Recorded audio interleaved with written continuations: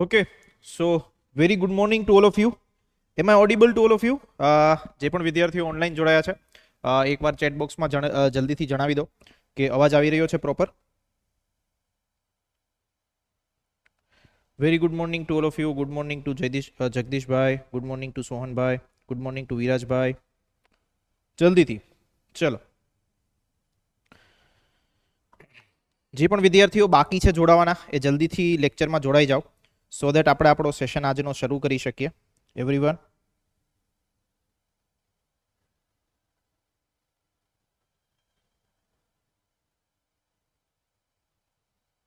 ચલો, all the students જલ્દીથી જોડાઈ જાઓ.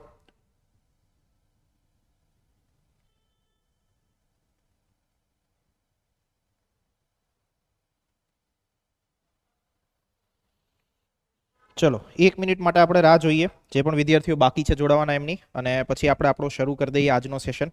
અને આજના સેશનની જે પણ મુખ્ય વાતો છે, બાબતો છે, બધી જ વસ્તુની ચર્ચા આપણે 1 બાય 1 શરૂ કરીશું. Everyone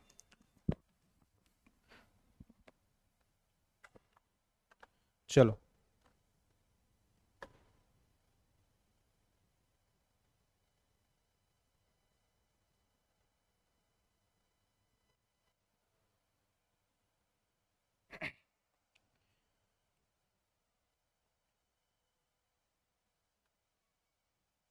okay, so far enough.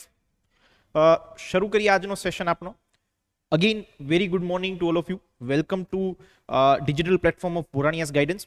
આજનો જે આપણો સેશન છે એ ખાસ કરીને આપ સર્વે વિદ્યાર્થીઓ જાણો છો એ મુજબ કે આવનારા સમયમાં જે પણ તમારી સીસીઈ મુખ્ય પરીક્ષા, સીસીઈ મેન્સ યોજાવાની છે, એ મેન્સના સંદર્ભે ઘણા બધા વિદ્યાર્થીઓના અલગ અલગ મૂંઝવણો છે, ડાઉટ્સ છે, અને ખાસ કરીને એમને એ વસ્તુની ચર્ચા કરવાની છે કે પ્રિપરેશનની શરૂઆત એકચ્યુઅલી કરવી કઈ રીતે.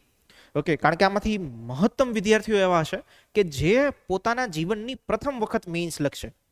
તો આપણે આપણો સેશન શરૂ કરીએ એ પહેલા હું તમને બધા વિદ્યાર્થીઓને પૂછીશ કે જે પણ વિદ્યાર્થીઓ ઓનલાઈન માધ્યમથી આ વેબિનારમાં જોડાયા છે, આ લેક્ચરમાં જોડાયા છે, એ લોકો મને જલ્દીથી જણાવી દો કે આમાંથી કેટલા લોકો એવા છે કે જેમની મુખ્ય પરીક્ષા આ પ્રથમ છે, મતલબ કે એ લોકો પ્રથમ વખત મુખ્ય પરીક્ષા આપવા માટે જશે. કેટલા લોકો એવા છે જલ્દીથી મને ચેટ બોક્સમાં લખીને જણાવી દો, so that we get an idea. જે પણ વિદ્યાર્થીઓ ફર્સ્ટ વખત એટલે કે પહેલી વખત મેઇન્સ લખવાના છે એ બધા વિદ્યાર્થીઓ ચેટ બોક્સમાં જસ્ટ યસ કરીને આન્સર આપો, તો આપણને આઈડિયા આવી શકે આગળનો આપણો લેક્ચર કઈ રીતે આપણે આયોજિત કરવો એના સંદર્ભે. ઓકે, ચલો. સો good response from all of you. મહત્તમ વિદ્યાર્થીઓ એવું છે કે જે પણ વિદ્યાર્થીઓ જોડાયા છે એ લોકો પ્રથમ વખત પોતાની મુખ્ય પરીક્ષા આપવાના હોય તેવી બાબતનો ઉલ્લેખ જણાઈ આવે છે, જે પણ આપના જવાબ છે એ મુજબ. ઓકે, ચલો, બેસ્ટ. સો મારા મગજમાં કે માઇન્ડમાં એ બાબત ક્લિયર થઈ ગઈ છે કે તમે પહેલી વખત મુખ્ય પરીક્ષા આપો છો, તો જ્યારે કોઈ વ્યક્તિ પ્રથમ વખત મુખ્ય પરીક્ષા આપતું હોય ત્યારે એમના મનમાં કઈ શંકાઓ હોય, કયા પ્રશ્નો હોય, કઈ મૂંઝવણ હોય, એ બધી જ વસ્તુનું સમાધાન આપણે આજના સેશનમાં કરવાનું છે. અને આજનો સેશન શરૂ કરતા પહેલા હું તમને ફક્ત એટલી બાબત કહેવા માંગીશ કે જે વિદ્યાર્થીઓ અત્યારે લેક્ચરમાં જોડાયા છે, એટલે કે શરૂઆતથી જે લેક્ચરમાં જોડાયા છે, એ બધા જ વિદ્યાર્થીઓએ અંત સુધી લેક્ચરમાં જોડાયેલા રહેવું. તો અને તો જ તમારા જે પ્રશ્નો છે એ પ્રશ્નોનું સમાધાન થશે. તમને જે મૂંઝવણ છે મૂંઝવણોને આપણે દૂર કરી શકીશું, અને મેન્સને લગતી જે પણ ક્લેરિટી છે એ ક્લેરિટી તમારા માઇન્ડમાં વધુ ક્લિયર થશે. ઓકે, સો પહેલા હું મારો ઇન્ટ્રોડક્શન આપી દઉં એટલે તમને આઈડિયા આવી જાય પૂરેપૂરું કે હું કઈ બાબતે તમારી સાથે ચર્ચા કરવાનો છું. So overall my name is Harsh Rajpara, અને ઓવરઓલ ટોટલ અત્યાર સુધીમાં I have given around 5 mains, 2 GPSC class 1-2 interviews, and I have cracked STI as well as the DYSO exams. Okay, so આ મારો ઇન્ટ્રોડક્શન છે. આ ઇન્ટ્રોડક્શન મેં એટલા માટે કીધું કે તમને આઈડિયા આવે કે જે મુખ્ય પરીક્ષાની વાતચીત હું તમને કરવાનો છું એ મુખ્ય પરીક્ષાની બાબતોનું ઇમ્પ્લિમેન્ટેશન મેં મારી પ્રિપરેશનમાં કરેલું છે. તો એટલા માટે તમને આ વસ્તુ વધુ પ્રેક્ટિકલ લાગી શકે અને વધુ રીતે હેલ્પફુલ થઈ શકે, એ આપણો ઉદ્દેશ્ય રહેશે ઓવરઓલ આખા સેશનનો. તો સેશનની શરૂઆત કરીએ.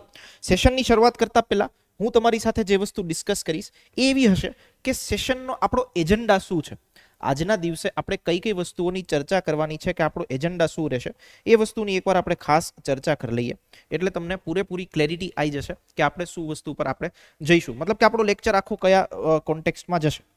તો જો સૌથી પહેલા તો કે લેક્ચરની મુખ્ય બાબતોમાં મુખ્ય પરીક્ષા આન્સર રાઇટિંગ શું છે એમની બેઝિક સમજ તમને વ્યક્તિની હોવી જોઈએ. ઓકે, પછી તો કે અભ્યાસક્રમ શું છે એની સમજ તમને હોવી જોઈએ. જે તમારો સિલેબસ છે એમાં ભાષાના પેપર્સ છે, સામાન્ય અભ્યાસના પેપર છે, એ બંને વિશે જે અભ્યાસક્રમ છે એના વિશે વિગતવાર જાણીશું. ખાસ કરીને ભાષાના પેપરની તૈયારી કેમ કરવી અને સામાન્ય અભ્યાસના પેપરની તૈયારી કઈ રીતે કરવી, કારણ કે બંનેનો અપ્રોચ થોડો અલગ છે. તો એ વસ્તુને આપણે સાથે સાથે જાણીશું. પછી તો કે એ વસ્તુનું ડિસ્કસ કરીશું કે લેંગ્વેજ એટલે કે ભાષાના પેપર સાથે સાથે સામાન્ય અભ્યાસના જે પેપર છે એ પેપરમાં કેવા પ્રકારના પ્રશ્નો પૂછવામાં આવે છે.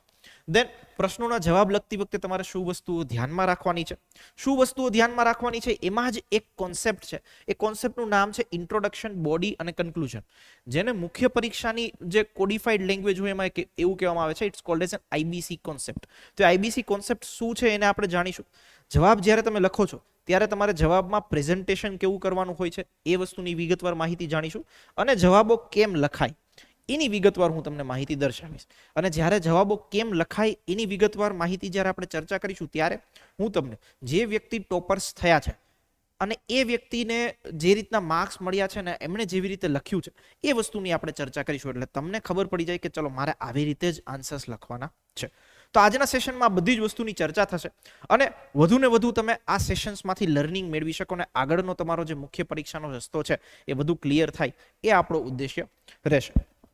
ચલો, હા, જે પણ વિદ્યાર્થીઓને સ્ક્રીનશોટ લેવા હોય સ્ક્રીનશોટ બી લઈ શકે છે. અને સાથે સાથે સ્ક્રીનશોટ લેવાની જરૂર એટલા માટે નહીં પડે કારણ કે આખો સેશન જે છે એ ફરીથી રેકોર્ડેડ માધ્યમમાં અવેલેબલ હશે. પ્લસ આ પીપીટી જે છે પીપીટી પણ આપણે આપણા જે ટેલિગ્રામ ચેનલ છે ટેલિગ્રામ ચેનલમાં મૂકી દઈશું so that you will gate an idea. તમને કોઈ પણ પ્રકારની વસ્તુની તકલીફ પડશે નહીં.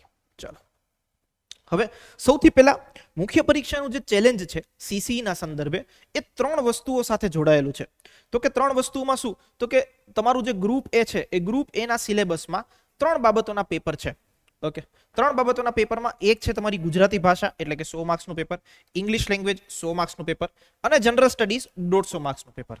રાઈટ, જે વેઇટેજ છે એ વેઇટેજ બધામાં અલગ અલગ હશે. જેમ કે ભાષાના પેપર હશે તો અમુક જે માર્ક્સ છે એ એસે નો માર્ક્સ હોય તો લેટ્સ સે એસે 15 માર્કનો હશે, પત્ર લેખન 5 માર્ક્સનો હશે, એવી રીતે અલગ અલગ વેઇટેજ હશે. સેમ વસ્તુ ઇંગ્લિશ લેંગ્વેજમાં પણ ફોલો થશે. પણ જનરલ સ્ટડીઝમાં અત્યાર સુધી એવી જાણ છે કે 150 માર્ક્સનું પેપર છે તો મે બી પોસિબિલિટી કે 15 ક્વેશ્ચન્સ તમને પૂછાશે અને દરેક પ્રશ્ન જે હશે એ પ્રશ્નનો 10 માર્ક હોવા જોઈએ. રાઈટ, એવી આપણને આશા છે કે આ રીતનું પેપર હશે. ઓકે, પછી એની આગળની ડિટેલ્ડ અભ્યાસક્રમ આવે તો ત્યારે આપણે જોઈ લઈશું શું પેટર્ન છે, પણ અત્યારે આપણે આ રીતની વસ્તુઓ માની શકીએ. ચલો, હવે તો કે ગ્રુપ એ નો જે સિલેબસ છે એ સિલેબસમાં ભાષાના જે પેપર છે એ ભાષાના પેપરમાં કયા કયા ટોપિક તમને પૂછાવાના છે એ વસ્તુ જોઈ લે. જો સૌથી પહેલા એક વસ્તુ તમે માનીને ચાલો કે તમારા જે ભાષાના પેપર છે અને એનો જે અભ્યાસક્રમ છે એ સિમિલર શેની સાથે છે, તો કે સિમિલર એક્ઝામ છે ડીવાયએસઓ એન્ડ એસટીઆઈ. આ બંનેના પેપર, ઓકે, આ બંને એક્ઝામ્સ જે છે એમાં જે ભાષાના પેપર છે એક્ઝેક્ટ એ સિલેબસ તમને અહીંયા સીસી ગ્રુપ એ માં મૂકવામાં આવેલો છે. ઓકે, એટલે તમારે જે તૈયારી પણ કરવાની છે એ તૈયારી પણ ડીવાયએસઓ અને એસટીઆઈ લેવલથી જ કરવી પડશે, કારણ કે એ પ્રકારની પેટર્ન એ જ આમાં સેટ થશે. એટલે તમારે જે તૈયારીનું માઇન્ડસેટ તમારું ડેવલપ કરવાનું થશે એ જીપીએસસીની એક્ઝામ્સને સિમિલર ધ્યાનમાં રાખીને જ કરવાનું થશે. હવે જે ગુજરાતી ભાષા અને અંગ્રેજી ભાષા છે તો કે એમાં કયા કયા ટોપિક્સ તમને પૂછાવાના છે એનું મેં અહીંયા આખું લિસ્ટ આપેલું છે. ગુજરાતી ભાષા તમે જોશો તો નિબંધ, વિચાર વિસ્તાર, સંક્ષેપીકરણ, ફકરામાંથી જવાબ એટલે કે ગદ્યાર્થ ગ્રહણ, જાહેર નિવેદન, ચર્ચાપત્ર, પત્રલેખન, અનુવાદ, અહેવાલ લેખન, વ્યાકરણ, આવા બધા અલગ અલગ ટોપિક્સ છે. સામે પક્ષે જે અંગ્રેજી ભાષા છે તો અંગ્રેજી ભાષામાં પણ એવા જ ક્યાંક ટોપિક તમને પૂછેલા છે. Essay writing, letter writing, precis writing, press release, reading comprehension, report writing, writing from visuals, formal speech, translation ને ગ્રામર. ઓકે, તો આવા અલગ અલગ પ્રશ્નો છે, એ બધા જ પ્રશ્નોને તમારે તૈયારી કરવાની થાય. હવે જો જે ભાષાના પેપર છે એ ભાષાના પેપરમાં 2 પ્રકારની વસ્તુઓ હશે. એક અમુક જે પ્રશ્નો છે એ પ્રશ્નોને જે વ્યક્તિ જીપીએસસીની તૈયારી કરતો હોય એમને ખ્યાલ હોય કે એ પ્રશ્નોને આપણે એવા રીતે કહેતા હોય છે કે એ ફોર્મેટ આધારિત પ્રશ્નો હોય. ઓકે, ફોર્મેટ આધારિત પ્રશ્નોનો મતલબ શું થાય, તો કે એ પ્રશ્નોના જવાબ લખવા માટેનું એક માળખું જે હોય, એક ફ્રેમવર્ક હોય, એ સેટ હોય, એ મુજબ તમારે એનો જવાબ લખવાનો થાય. તો કે એવા કયા પ્રશ્નો છે, તો એ પ્રશ્નોમાં આવા પ્રશ્નો આવી શકે. જાહેર નિવેદન હોય, ચર્ચાપત્ર હોય, પત્ર લેખન હોય, અહેવાલ લેખન. આ બધા પ્રશ્નો એવા છે કે જેનું માળખું સેટ હોય, ફોર્મેટ સેટ હોય, એના ફોર્મેટમાં જ તમારે જવાબ લખવો પડે. જો એના ફોર્મેટમાં એટલે કે ટાઇટલ એક જગ્યાએ આવે, એનું શીર્ષક એક પ્રકારે લખવાનું થાય, એનો જે પહેલો પેરેગ્રાફ હોય પહેલો પેરેગ્રાફ એ રીતે લખવાનું થાય, પછી જે વચ્ચેની વિગતો હોય બોડી પાર્ટની એ એવી રીતે લખવાની થાય, લાસ્ટમાં કન્ક્લુઝન અલગ રીતે લખવાનું થાય. તો એને આપણે ફોર્મેટ આધારિત પ્રશ્નો કહીએ છીએ કે જેનું ફોર્મેટ એક સ્પેસિફાઈડ હોય છે. એ ફોર્મેટ ગુજરાતી ભાષામાં પણ એવું જ હશે અને અંગ્રેજી ભાષામાં પણ એવું જ હશે. ઓકે, તો આ છે તમારા જે ભાષાના વિષય મતલબ ભાષાના વિષયો છે અને ભાષાના વિષયોમાં તમને જે ટોપિક આપવામાં આવેલા છે તે. પછી તો કે બીજું જે તમારું પેપર છે એ છે એક ત્રીજું પેપર આમ તો, અને ત્રીજું જે તમારું પેપર છે એ છે તમારું સામાન્ય અભ્યાસ. હવે સામાન્ય અભ્યાસમાં કેટલા વિષયો તમારે તૈયાર કરવાના થાય તો ખાસ સમજજો, તમારે ટોટલ 9 વિષયો તૈયાર કરવાના છે. ઓકે, ટોટલ 9 વિષયો તમારે તૈયાર કરવાના છે. આ 9 વિષયોમાં ઇતિહાસ, ભૂગોળ, સાંસ્કૃતિક વારસો, બંધારણ, જાહેર વહીવટ, નીતિશાસ્ત્ર, જાહેર વહીવટ, લોક પ્રશાસન, નીતિશાસ્ત્ર, વિજ્ઞાન ટેકનોલોજી, અર્થતંત્ર અને કરંટ અફેર્સ. તો કે આ બધા જ જે સિલેબસ મતલબ જે સિલેબસમાં વિષયો આપેલા છે એ બધા જ વિષયો ક્યાંક ને ક્યાંક જીપીએસસીની એક્ઝામ્સમાં બી કોરિલેટ થતા હોય છે અને આમાં પણ તમને સેમ એ જ પ્રકારની સ્ટ્રક્ચર કે એ જ પ્રકારની પેટર્ન આપવામાં આવેલી છે. ઓકે, તો હવે તમે સમજો એક વસ્તુ બધા વિદ્યાર્થીઓ ખાસ ધ્યાનમાં લેવાની છે. આ વસ્તુ મારી માર્ક કરી રાખજો અને લખી લેજો. તો કે વસ્તુ શું છે? તો કે વસ્તુ એ છે કે તમારું એક જ જીએસ નું પેપર છે.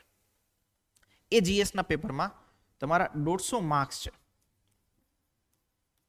ઓકે, આપણે એવું માનીને ચાલી કે તમને 15 ક્વેશ્ચન્સ પૂછાશે અને દરેક ક્વેશ્ચન 10 માર્કનો હશે.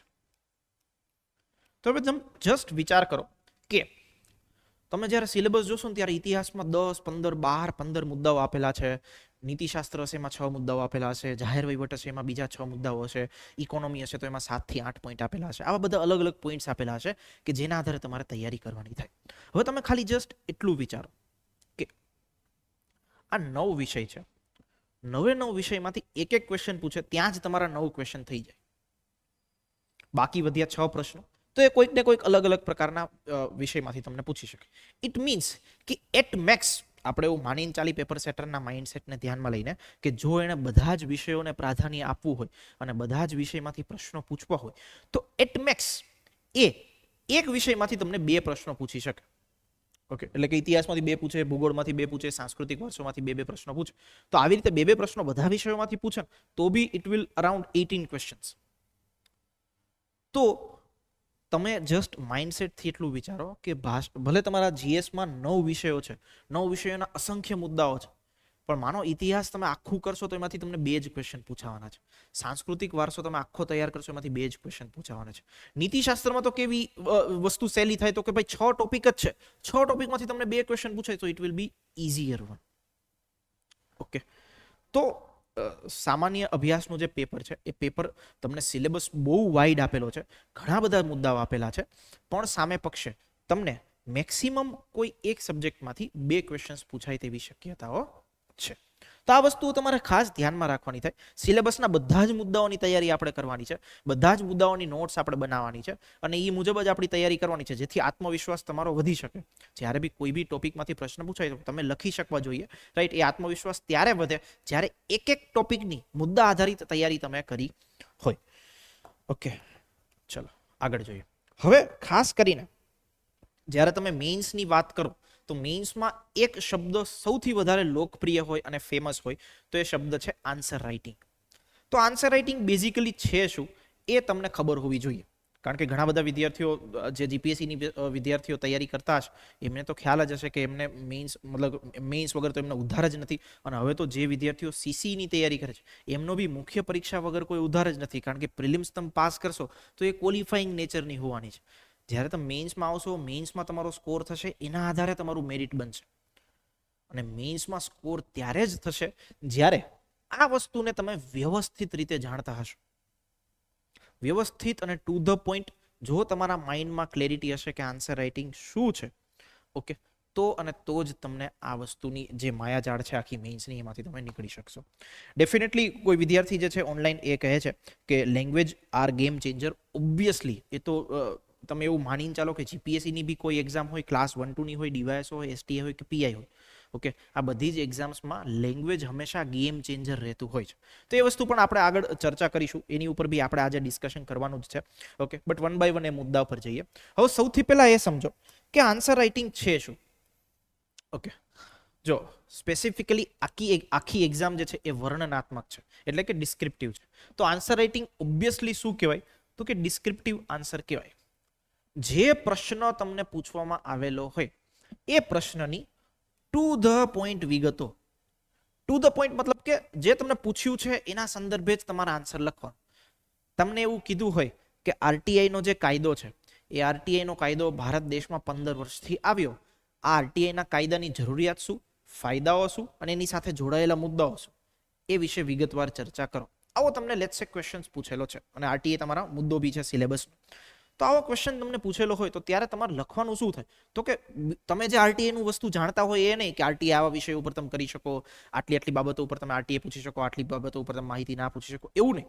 તમને પૂછ્યું છે કે ભાઈ આરટીઆઈ કાયદો જે છે એની જરૂરિયાત શું, એના ફાયદાઓ શું અને એની સાથે જોડાયેલા મુદ્દાઓ શું. તો આ 3 મુદ્દાને જ તમારે કવર કરવાના. તમારે લખવાની કે આરટીઆઈ કાયદાની જરૂરિયાત શું કામ છે, તો કે ભાઈ પારદર્શિતા લાવે, લોકશાહી છે, લોકશાહીમાં વિશ્વસનીયતા વધારે, એક્સેટ્રા, એવા n નંબર ઓફ મુદ્દાઓ હોય એ તમે લખો.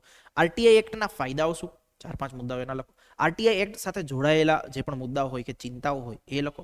બસ આવો તમારો ટુ ધ પોઈન્ટ જે આન્સર હોય એને તમારે કહેવાય આન્સર રાઇટિંગ. ઓકે, આન્સર રાઇટિંગનો મતલબ એ નથી કે તમે જે વસ્તુ જાણો છો એ લખો છો. આન્સર રાઇટિંગનો મતલબ એવો છે કે તમને જે પૂછવામાં આવ્યું છે એ વસ્તુ તમારે લખવાની છે. ઓકે, ચાલો પછી તો કે ત્રીજો મુદ્દો આન્સર રાઇટિંગના સંદર્ભે એવો છે કે શબ્દોની મર્યાદામાં જવાબ પૂરો કરો. જો તમને જે ક્વેશ્ચન પેપર હશે અને જે આન્સર શીટ હશે એ આન્સર શીટ કંઈક આવી હશે. હમણાં જ્યારે આપણે at the end of the lecture જોઈશું ત્યારે હું તમને રિયલમાં આન્સર શીટ બી દેખાડીશ કે કેવી આન્સર શીટ હોય. આવી આન્સર શીટ હશે, એમાં ક્યાંક ને ક્યાંક આવા માર્જિન લખેલા, આવા માર્જિન હશે. ઓકે, અને એ માર્જિન વચ્ચે એટલે કે અહીંયા તમારે લખવાનું થાય. તો કે એક પ્રશ્નનો તમારે જવાબ લખવો હોય ને તો આવા તમને 2 પેજ મળે. ઓકે, આવા તમને 2 પેજ મળે. એની અંદર તમારે તમારો જવાબ પૂર્ણ કરવાનો હોય. હવે ભાષાનું પેપર હોય તો નિબંધમાં 3 પેજ મળતા હોય છે, પણ બાકીના જેટલા પણ પ્રશ્નો હોય એમને તમને પર ક્વેશ્ચન 2 પેજ મળે લખવામાં. જીપીએસસી નો આવો ટ્રેન્ડ છે, ડીવાયએસઓ નો આવો ટ્રેન્ડ છે. હવે આ 2 પેજમાં જ તમારે તમારો જવાબ પૂરો કરવાનો થાય. કોલેજ જેવું નહીં, કોલેજમાં તો આપણે મન ફાવે એટલી સપ્લીઓ ભરતા, ઓકે, જે વસ્તુ હોય લાંબી કરીને લખતા, પણ આમાં એવું કરવાનું નથી. આમાં ટુ ધ પોઈન્ટ ઇન્ફોર્મેશન લખવાની છે અને એ પણ જે શબ્દોની મર્યાદા આપેલી હોય તે. તો કે શબ્દોની મર્યાદા શું હશે, તો એ કે પર ક્વેશ્ચન તમને આપેલું છે. જેમ કે નિબંધ હોય તો તમને એવું કીધું હોય કે લેટ્સ સે 250 થી 300 શબ્દોમાં લખો. સામાન્ય અભ્યાસનો કોઈ ક્વેશ્ચન હોય તો એમ તમને કીધું હોય કે 200 શબ્દોમાં પૂરો કરો. ઓકે, સંક્ષેપીકરણ હોય તો એવું કીધું હોય કે 1/3 માં લખો. મતલબ કે લેટ્સ સે 100 શબ્દો હોય તો તમારે એને કરીને 33 શબ્દો કરીને દેવાના. રાઈટ, તો આવી રીતે તમને ક્વેશ્ચન પૂછી શકે અને શબ્દોની મર્યાદામાં તમારે જવાબ એનો લખવાનો હોય. પછી તો કે બીજી વસ્તુની જરૂરિયાત શું છે, તો કે જરૂરિયાત એ છે કે પ્રશ્ન જે હોય એ પ્રશ્નની થીમને તમારે ઓળખવી પડે અને એની આધારે જવાબ લખવો પડે. મેં તમને કીધું ને અગાઉ કે આન્સર રાઇટિંગનો મતલબ એવો નથી કે તમે જે જાણો છો એ વસ્તુની ઇન્ફોર્મેશન લખો. આન્સર રાઇટિંગનો મતલબ એવો થાય જે તમને પૂછ્યું છે એ લખો. તો જે પૂછ્યું હોય એને આઈડેન્ટિફાઈ કરવું, એનો મતલબ એવો થાય કે તમે થીમને ઓળખવી પડે. ઓકે, તો આ થીમ આધારિત પ્રશ્નોના જવાબ લખવાના છે.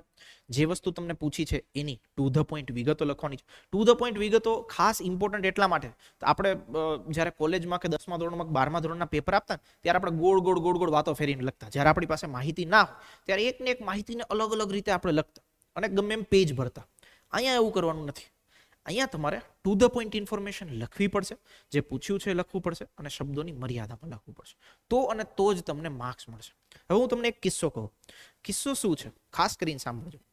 જો જીપીએસસીના પેપર હોય ને તો કે જીપીએસસીના પેપરમાં એવું છે, આપણે માનનીય જે પૂર્વ ચેરમેન શ્રી હતા એમણે કીધું હતું કે જીપીએસસીમાં લેટ્સ સે 15 ક્વેશ્ચન હોય ને તો 15 ક્વેશ્ચનને તપાસનાર અલગ અલગ 15 વ્યક્તિઓ હોય. મતલબ એક વ્યક્તિ એક જ પ્રશ્ન ચેક કરે અને બધા જ વિદ્યાર્થીઓનો એક જ પ્રશ્ન એ વ્યક્તિ ચેક કરે. ઓકે, તો મતલબ એવો થાય કે સવારથી લઈને સાંજ સુધી એમણે એક જ પ્રશ્ન જોવાનો હોય અને બધા જ વિદ્યાર્થીઓને લેટ્સ સે 5000 લોકો લખતા હોય તો 5000 નો એક જ પ્રશ્ન એને જોવાનો થાય. સીસીમાં લેટ્સ સે 15, 20, 25000 લોકો લખશે તો બધા જ વિદ્યાર્થીઓનો પ્રશ્ન એક જ વ્યક્તિ ચેક કરશે, એક પ્રશ્ન. હવે વિચાર કરો, એ વ્યક્તિ સવારથી લઈને સાંજ સુધી વાંચે છે અને તમે જ્યારે જવાબ લખો, લેટ્સ સે તમારું પેપર આવે અને તમારા પેપરમાં ગોળ ગોળ વાતો ફેરવીને લખી હોય, એમને તપાસતી વખતે ક્લેરિટી ના આવે કે આ વિદ્યાર્થી શું કહેવા માંગે છે, તો તમને માર્ક્સ નહીં આપે. બહુ ફ્રેન્કલી સ્પીકિંગ કહું છું, એ તમને માર્ક્સ નહીં આપે. ઓકે, તો તમારે એવું લખવું પડશે કે જેનાથી પેપર ચેકરને સરળતા રહે તમારો જે પણ પ્રશ્ન છે કે તમારો જે જવાબ છે એને વાંચવામાં. તો અને તો જ તમને વધારે માર્ક્સ મળશે. ઓકે, તો આ વસ્તુ તમારે ખાસ ધ્યાન રાખવાની છે જ્યારે બી તમે આન્સર રાઇટિંગ કરો છો ત્યારે. અને ધીરે ધીરે ડેવલપ થશે, એક સાથે ઓવરનાઇટ નહીં ડેવલપ થાય.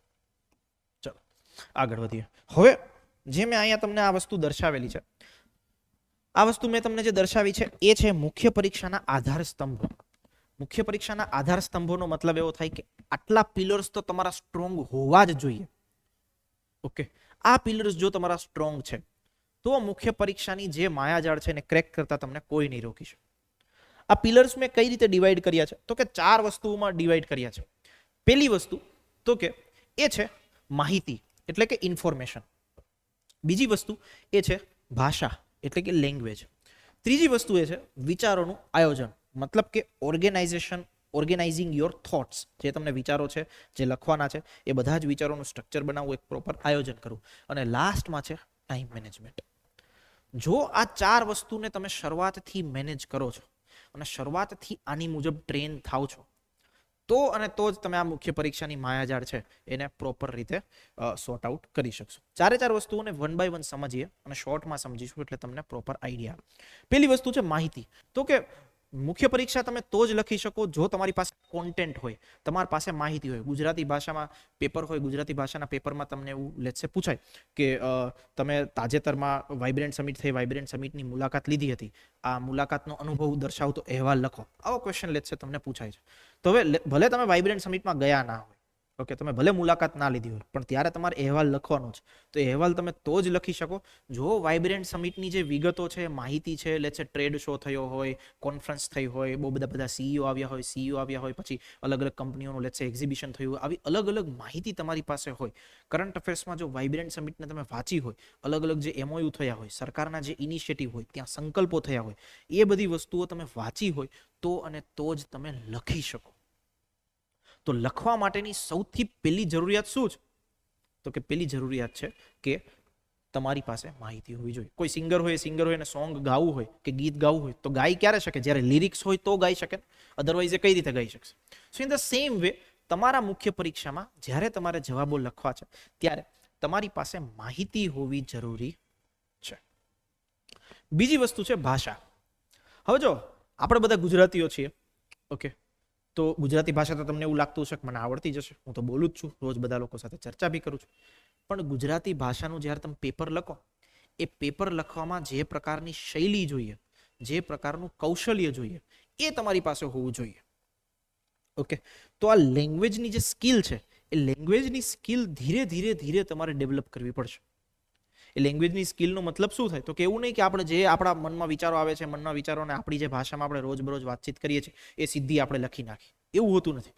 ત્યાં તમારે પ્રોપર શબ્દો, પ્રોપર ઔપચારિક શબ્દો અને ઔપચારિક ભાષા તમારે લખવાની થશે. ઓકે, ઔપચારિક શબ્દો અને ઔપચારિક ભાષા તમારે લખવાની થશે. તો એ શૈલી તમારે ધીરે ધીરે ડેવલપ કરવી પડશે. તો કઈ ડેવલપ કઈ રીતે થાય, તો કે હમણાં આપણે આગળ જ્યારે ચર્ચા કરીશું ત્યારે હું તમને જણાવીશ કે આવી રીતે તમે તમારી ભાષાને સુધારી શકો. ભલે આપણે ગુજરાતી છીએ, આપણે ડેલી બેઝિસ ઉપર ગુજરાતી વાતચીત કરીએ છીએ, પણ છતાં જ્યારે પેપરમાં લખવાનું છે ને ત્યારે આખો અલગ અપ્રોચ જોઈએ લખવાનો. સેમ વે વસ્તુ લાગુ પડે છે ઇંગ્લિશમાં. આમાંથી મહત્તમ વિદ્યાર્થીઓ, મારી સાથે જેટલા વિદ્યાર્થીઓનું ઇન્ટરેક્શન થયું એમાંથી મહત્તમ લોકોને એક ભાષાનો જો ફિયર હોય તો એ છે English. Okay, but on the other side હું તમને એ વસ્તુ કહીશ કે તમારે જે ઇંગ્લિશ લખવાનું છે પેપરમાં, એ બહુ બેઝિક લેવલનું ઇંગ્લિશ લખવાનું હોય છે.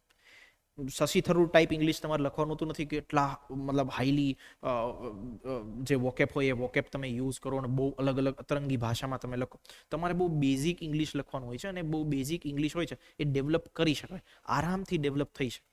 અને એ ડેવલપ કરવા માટેની પણ એક સ્કિલ છે. કોઈ સ્પોકન ઇંગ્લિશના ક્લાસ કે એવું કંઈ તમારે કરવાની જરૂરિયાત હોતી નથી. તમે પોતે જાતે સેલ્ફ ડેવલપમેન્ટ કરી શકો છો આ લેંગ્વેજના પર્સપેક્ટિવથી. તો એ વિશે પણ આપણે આગળ જાણીશું. પછી તો કે બાબત આવે વિચારોનું આયોજન. વિચારોનું આયોજનનો મતલબ શું થાય? તો કે જ્યારે તમને ક્વેશ્ચન પૂછાય છે ત્યારે જે પ્રશ્નનો જવાબ તમારે લખવાનો હોય એ સ્ટ્રક્ચર લખવાનો હોય. સ્ટ્રક્ચર એટલે શું? જો હું તમને એક બેઝિક પ્રશ્ન કહું. લેટ્સ સે પ્રશ્ન એવો છે કે આર્ટિફિશિયલ ઇન્ટેલિજન્સ એટલે શું અને વિવિધ ક્ષેત્રોમાં આર્ટિફિશિયલ ઇન્ટેલિજન્સના ઉપયોગો જણાવો. આવો એક બેઝિક ક્વેશ્ચન તમને પૂછવામાં આવે. તો કે તમે ડાયરેક્ટ એવું લખવાનું થોડું શરૂ કરી દેશો કે આર્ટિફિશિયલ ઇન્ટેલિજન્સ છે એનો શિક્ષણમાં ઉપયોગ થાય, એનો બેન્કિંગમાં ઉપયોગ થાય, એનો આરોગ્યમાં ઉપયોગ થાય, વગેરે વગેરે અલગ અલગ ક્ષેત્રોમાં ઉપયોગ થાય.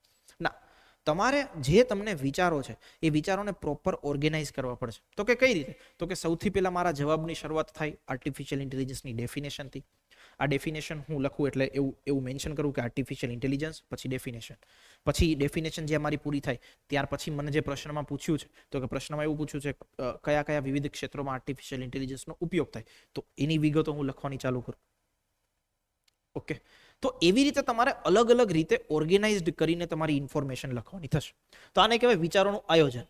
પછી છે ટાઈમ મેનેજમેન્ટ. જો સૌથી ઇમ્પોર્ટન્ટ બાબત કોઈ હોય મેન્સની તો એ છે ટાઈમ મેનેજમેન્ટ. શું કામ? કારણ કે જ્યારે તમે પ્રશ્નના જવાબ લખશો તો તમારે એક સ્પેસિફાઈડ ટાઈમ લિમિટમાં પ્રશ્નનો જવાબ પૂરો કરવો પડશે. જો નહીં કરો તો તમારું પેપર બાકી રહી જશે. અને રિમેમ્બર માય વર્ડ્સ, આ શબ્દો હું તમને અત્યારે કહું છું એને તમે જ્યાં બી વાંચતા હોય ત્યાં લખી લેજો. તમારી બુક જે રેફર કરતા હોય બુકમાં છેલ્લા પાને લખી લેજો. જ્યાં લખવું હોય ત્યાં લખી લેજો. તો કે એ વાત એ છે કે જો તમારા પેપરમાં 2 થી 3 પ્રશ્નો કે 4 પ્રશ્નો છૂટે છે, જે દિવસે છૂટ્યા, જે દિવસે પેપર પૂરું થયું એ દિવસથી જ તમે કોમ્પિટિશનની બહાર છો. એટલા માટે એ જરૂરી છે કે ટાઈમ મેનેજમેન્ટ અને પેપર આખું પૂરું થાય. જો તમારું પેપર પૂરું થતું નથી તમે કોમ્પિટિશનની ત્યાંથી જ બહાર છો. કારણ કે 100 માર્ક્સનું પેપર હશે, એ 100 માર્ક્સમાંથી તમે 30 થી 40 માર્ક્સનું છોડીને આવ્યા છો, 60 માર્ક્સનું લખીને આવ્યા છો. 60 માંથી તમને માર્ક્સ આવશે લેટ્સ સે અડધા, 30 માર્ક. તો 30 માર્કમાં શું થવાનું તમારે? ઓકે, તમારો ઓવરઓલ સ્કોર જ નહીં બને. So time management is must. Time management કેવું હશે? તો કે માઇક્રો પ્લાનિંગ કરવું પડશે. માઇક્રો પ્લાનિંગ કેવું? તો કે લેટ્સ સે મારા ટોટલ 180 મિનિટ છે. 180 મિનિટ છે અને મારી પાસે લેટ્સ સે 10 ક્વેશ્ચન લખવાના છે. મારી પાસે એક ક્વેશ્ચન લખવા માટે લેટ્સ સે 18 મિનિટ છે. તો 18 મિનિટમાં હું મારો પ્રશ્નનો જવાબ પૂરો કરું. જો 18 મિનિટમાં પ્રશ્નનો જવાબ નથી થતો તો એની ઇફેક્ટ બીજા પ્રશ્નો ઉપર આવશે, બીજાની ત્રીજા ઉપર આવશે, ત્રીજાની ચોથા ઉપર આવશે અને તમે પ્રોપર રીતે આન્સર કે પેપર પૂરું કરી શકશો નહીં અને ક્વોલિટી ઓફ આન્સર્સ જે છે એ સ્પોઇલ થશે. તો એટલા માટે બહુ જ ઇમ્પોર્ટન્ટ બાબત છે કે ટાઈમ મેનેજમેન્ટમાં તમે તમારું પેપર પૂરું કરો. ટાઈમ મેનેજમેન્ટમાં ભાઈ કેવું? તો કે જો એક પ્રશ્ન હોય ને, લેટ્સ સે તમારી પાસે 18 મિનિટનો સમય હોય તો 18 મિનિટમાંથી તમારી પાસે સમય વધે તો કે 3 થી 4 મિનિટ જે હોય એ વિચારવાનો સમય લે કે આમાં હું શું લખીશ, મને શું પૂછ્યું છે આઈડેન્ટિફાઈ કરીશ, પ્રશ્ન 1-2 વખત વાંચીશ. ઓકે, માનો તમે પ્રશ્ન વાંચ્યો કોઈ બી વસ્તુ તમે લખીને આવ્યા તો લાસ્ટમાં કોમેન્ટ આવશે candidate not understood question properly. તો એના માટે એ બી વસ્તુ જરૂરી છે કે જે પ્રશ્ન તમને પૂછ્યો છે ને વારંવાર વાંચો અને એના આધારે તમે માળખું બનાવો. તો કે 3 થી 4 મિનિટ તમને મળશે એ સ્ટ્રક્ચર બનાવવાનો કે આમાં હું શું લખીશ, કયા કયા મુદ્દાઓ લખીશ, ઇન્ટ્રોડક્શન મારું આવું હશે, બોડી પાર્ટ મારો આવો હશે, લેટ્સ સે ફાયદા પૂછ્યા છે તો ફાયદા આટલા હશે, ગેરફાયદા પૂછ્યા છે તો ગેરફાયદા આટલા હશે, પછી હું મારો પ્રશ્નનો જવાબ પૂરો કરીશ. એ બધું ઓર્ગેનાઇઝડ કરવામાં તમને 3 થી 4 મિનિટ જશે. પછી તમારે લખવાનું થશે. હવે જો આ ઓર્ગેનાઇઝેશન કે માળખું શું કામ જરૂરી હું તમને એમ કહું.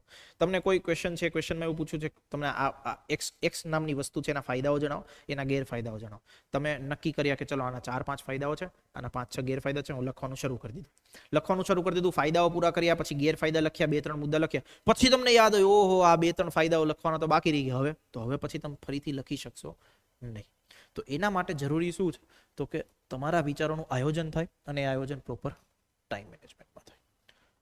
તો જ તમે તમારો જવાબ બહુ સુવ્યવસ્થિત અને સારી રીતે લખી શકશો. ઓકે, અમુક ક્વેશ્ચન્સ જે છે ઓનલાઈન સાથે સાથે હું લઈ લઉં છું એટલે તમારા એ બી ક્વેશ્ચન્સ સોર્ટ આઉટ થતા જશે અને પછી આપણે આગળ એક આખી સ્પેશિયલ વિન્ડો તો રાખીશું કે જેમાં આપણે જેટલા બી વિદ્યાર્થીઓના ડાઉટ્સ છે એ બધા ડાઉટ્સ લઈ લઈશું. બટ એક ક્વેશ્ચન મારી સમક્ષ આવ્યો છે તો હું સાથે સાથે લઈ લઉં છું. ક્વેશ્ચન એવો છે કે માહિતી માટે શું પ્રિફર કરી શકાય? જો માહિતી માટે જે પ્રેફર કરવાનું છે એના સોર્સિસ હું તમને હમણાં આગળ જણાવીશ કે ગુજરાતી ભાષાની તૈયારી ક્યાંથી કરી શકો, અંગ્રેજી ભાષાની તૈયારી માટે કયા સોર્સિસ હોવા જોઈએ અને ખાસ કરીને જીએસ માટે કયા સોર્સિસ હોવા જોઈએ. So we will discuss that. Okay,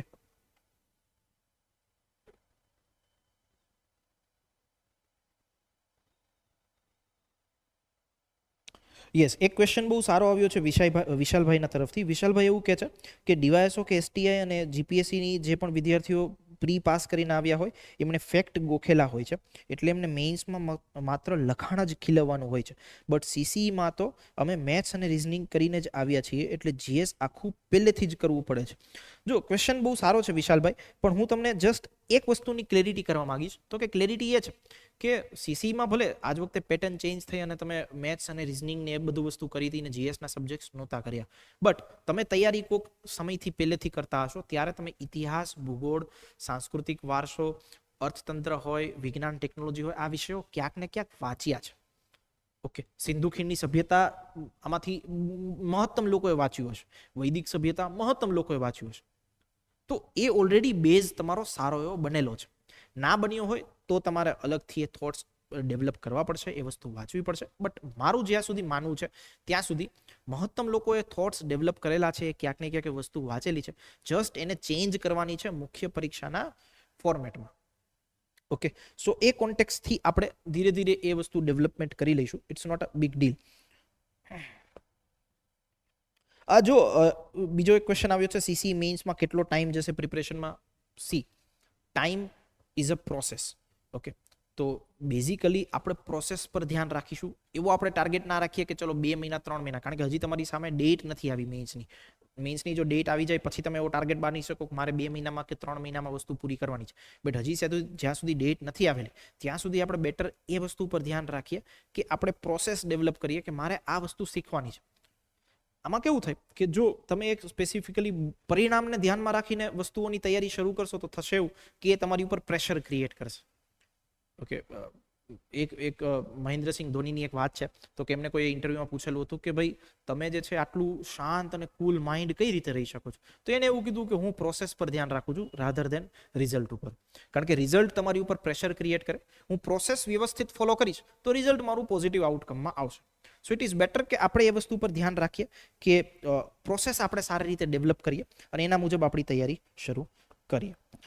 okay, ચલો. સો આ 4 પિલર છે, એ પિલર તમારે ખાસ ધ્યાનમાં રાખવાના છે જ્યારે પણ તમે મેઇન્સની તૈયારી કરો છો ત્યારે.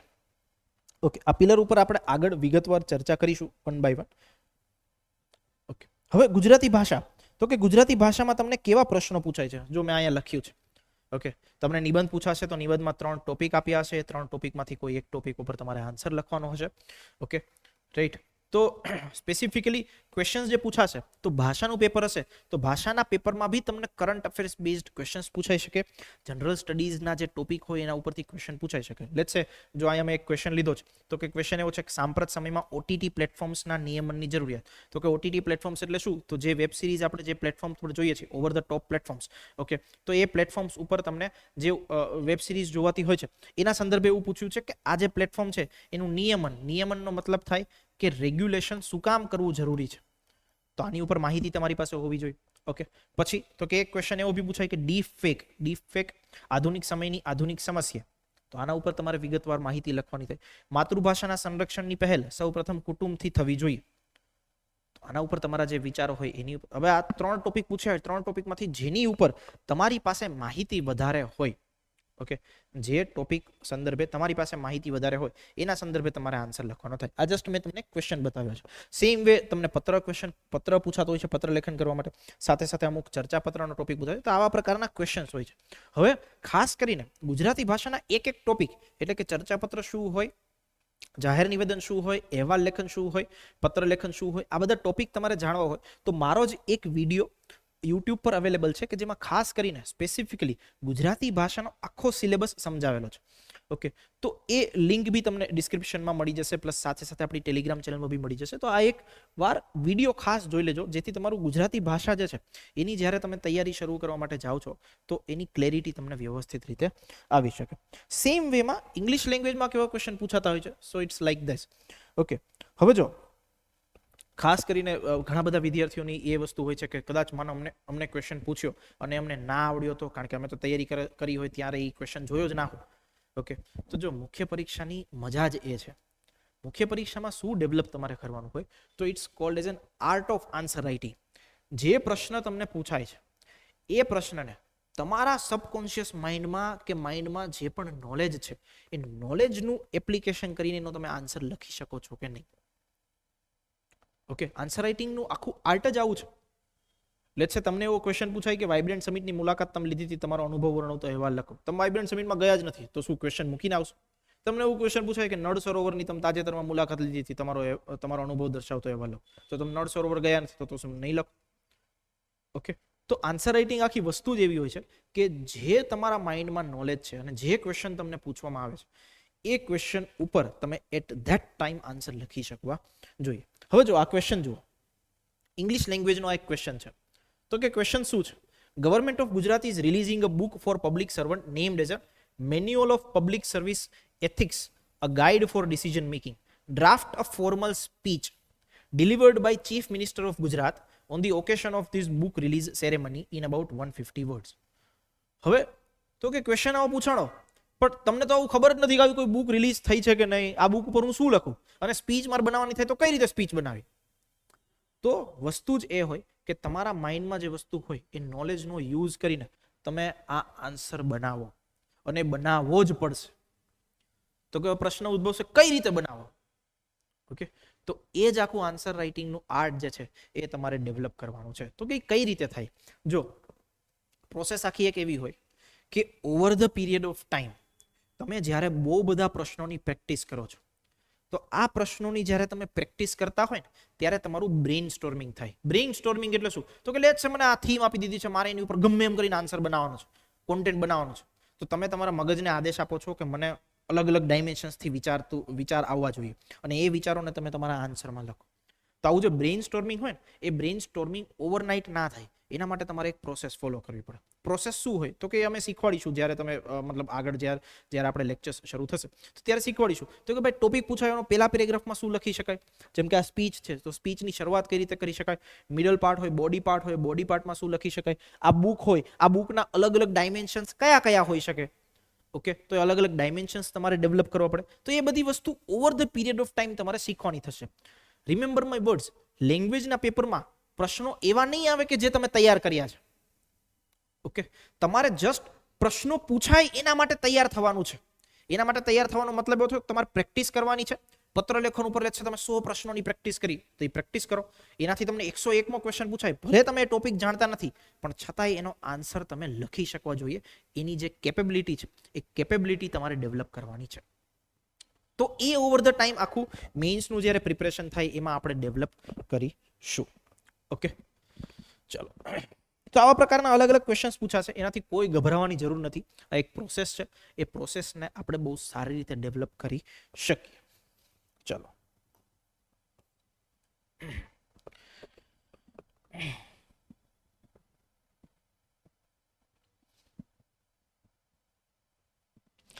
એક ક્વેશ્ચન પૂછ્યો છે ધ્રુવભાઈએ કે સીસી સાથે હું પીએસઆઈ ની પ્રિપરેશન ચાલુ રાખું તો બેનિફિટ થશે કે ઓનલી એક પર જ ફોકસ કરું? રિમેમ્બર, આ એક બહુ સારો ક્વેશ્ચન છે ને આ ક્વેશ્ચનનું અત્યારે જ એડ્રેસ કરવા માંગીશ. એનું રીઝન છે કે જો હવે જે પ્રકારની એક્ઝામની પેટર્ન છે ગુજરાતમાં એમાં તમે જીપીએસસી ક્લાસ 1-2 ની તૈયારી કરો, ડીવાયએસઓની તૈયારી કરો, એસટીએની તૈયારી કરો, પીએસઆઈની તૈયારી કરો, બધી જ એક્ઝામ્સનું લેવલ સિમિલર છે. તમે એક ક્લાસ 1-2 ની તૈયારી કરો, ડીવાયએસઓ કે એસટીએની તૈયારી કરો ને એમાં તમારી સીસીઈ બી આવી ગયું, ઓકે, એમાં તમારી પીએસઆઈ બી આવી ગઈ અને હવે તો હું તો એમ કહું છું કોન્સ્ટેબલ બી આવી ગઈ. રીઝન એ છે કે લાસ્ટ ટાઈમ કોન્સ્ટેબલનું જે પેપર હતું there were directly questions from UPSC prelims. Clear થાય છે? તો તમે સીસીની પ્રિપરેશન કરો, પીએસઆઈ આપોઆપ થઈ જશે. ક્લાસ 1-2 ની તૈયારી કરો, નીચેની બધી જ એક્ઝામ્સ આપોઆપ થઈ જશે. ઓકે, સો હવે એવું જ સ્ટ્રક્ચર છે અને હવે એવો જ સિનારીઓ છે કે જેમાં તમારે એક એક્ઝામ ને બહુ સારી વસ્તુ છે. રીઝન તમને હું ખાલી કહું, આ વર્ષે એસટીઆઈની 574 જગ્યાઓ, 400 થી વધારે જગ્યાઓ તમારી પીએસઆઈની અને ક્લાસ 1-2 ની 164 જગ્યાઓ. તમે ખાલી એક એક્ઝામની તૈયારી કરતા હોય તો તમારી પાસે એક જ ચાન્સ રહે.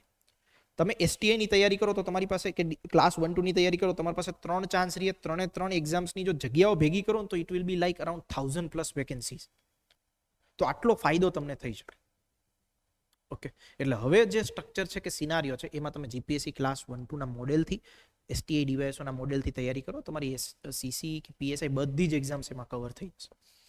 ઓકે, ચલો. હવે મેં જે તમને ક્વેશ્ચન્સ દેખાડ્યા આગળ એ લેંગ્વેજ ઉપર ક્વેશ્ચન્સ હતા, મતલબ કે ગુજરાતી ભાષામાં કેવા ક્વેશ્ચન્સ પૂછાઈ શકે, ઇંગ્લિશ લેંગ્વેજમાં કેવા પૂછાઈ શકે. પછી તો કે ત્રીજું પેપર તમારું આવે છે સામાન્ય અભ્યાસનું. હવે સામાન્ય અભ્યાસનું જે પેપર છે ઓકે, એ સામાન્ય અભ્યાસમાં તમને કેવા ક્વેશ્ચન્સ પૂછાઈ શકે? તો કે આવા ક્વેશ્ચન પૂછાય, આપણા રોજિંદા જીવનમાં અને માહિતી સંદેશા વ્યવહાર ટેકનોલોજીના ક્ષેત્રમાં 5G ટેકનોલોજી શું ફરક પાડશે? આ ક્વેશ્ચન પૂછાયેલો છે જીપીએસસી ક્લાસ 1-2 માં. પછી તો કે ટકાઉ વિકાસ એટલે શું? ટકાઉ વિકાસ લક્ષ્યાંકો, તેની પ્રસ્તુતતા અને મહત્વ સાથે સમજાવો. પછી તો કે ગુપ્તકાળને સુવર્ણ યુગ કહેવા માટે ગુપ્તકાળના સુવર્ણ સિક્કાઓ ઉપરાંત ઘણું બધું છે. ઓકે, આ ત્રણ ક્વેશ્ચન્સ જે છે એ જીપીએસસી ક્લાસ 1-2 માં પૂછાયેલા છે. તો જ્યારે તમારું સામાન્ય અભ્યાસનું પેપર હોય, જો પેલો ક્વેશ્ચન જે છે એ સાયન્સ એન્ડ ટેક વિષયનો છે, બીજો ક્વેશ્ચન છે એ ઇકોનોમી વિષયનો છે, ત્રીજો ક્વેશ્ચન છે એ તમારો હિસ્ટ્રી વિષયનો છે. તો હવે આ ત્રણ ક્વેશ્ચન જુઓ ને તો આપણે આપણા જીવનમાં ક્યાંક ને ક્યાંક સાંભળેલા હોય. 5G ટેકનોલોજી રોજબરોજ ક્યાંક ને ક્યાંક ન્યૂઝપેપરમાં આપણે જોતા હોય. ઓકે, ટકાઉ વિકાસ લક્ષ્યાંકો એટલે કે એસડીજી ગોલ્સ, એ બી આપણે ક્યાંક ને ક્યાંક જોતા જોઈએ, સાંભળેલા જોઈએ, ખબર જ હોય 17 ગોલ છે. ઓકે, હવે 17 ગોલ છે, તમને મુખ્ય પરીક્ષામાં શું પૂછ્યું જો તો એ લક્ષ્યાંકો જણાવો, એની પ્રસ્તુતતા અને મહત્વ સાથે સમજાવો. મતલબ કે જે 17 ગોલ છે એનું મહત્વ શું છે એ વસ્તુ તમારે લખવાની છે. ઓકે, પછી તો કે ક્વેશ્ચન એવો પૂછાણો હિસ્ટ્રીમાં તો કે ગુપ્તકાળને સુવર્ણ યુગ કહેવા માટે સુવર્ણ સિક્કાઓ ઉપરાંત ઘણું બધું છે.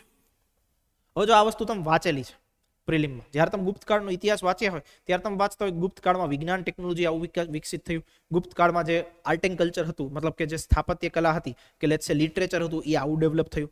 ગુપ્તકાળમાં સિક્કાઓ છે એ સોનાના સિક્કાઓ હતા. ઓકે, ગુપ્તકાળનું જે વહીવટી તંત્ર છે, વહીવટી તંત્ર બહુ ઉત્કૃષ્ટ પ્રકારનું હતું. તો એ જ ઇન્ફોર્મેશન તમારા મુખ્ય પરીક્ષાના સંદર્ભે આમાં લખવાની છે. એવું કે છે કે સુવર્ણ યુગ કહેવા માટે સુવર્ણ સિક્કાઓ ઉપરાંત ઘણું બધું છે. આ ઉપરાંત ઘણું બધુંમાં જ બધી વસ્તુ આવે, વિજ્ઞાન ટેકનોલોજી હોય, લિટરેચર હોય, okay, science and technology, literature, પછી તમારું આ જે વહીવટી તંત્ર થઈ ગયું, વહીવટી તંત્ર, બધી જ વસ્તુ. તો આવા અલગ અલગ ડાયમેન્શન્સ છે એ તમને ખબર હોવા જોઈએ. તો બેઝિકલી તમે જે વાંચેલું છે એ જ વસ્તુને તમારે મુખ્ય પરીક્ષામાં ઢાળવાની છે. ઓકે,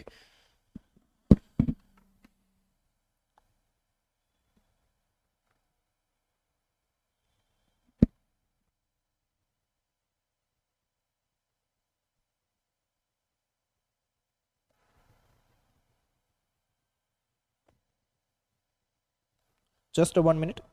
આ જસ્ટ ક્વેશ્ચન તમે જુઓ ત્યાં સુધીમાં આપણે ફરી આગળ પણ વધીએ.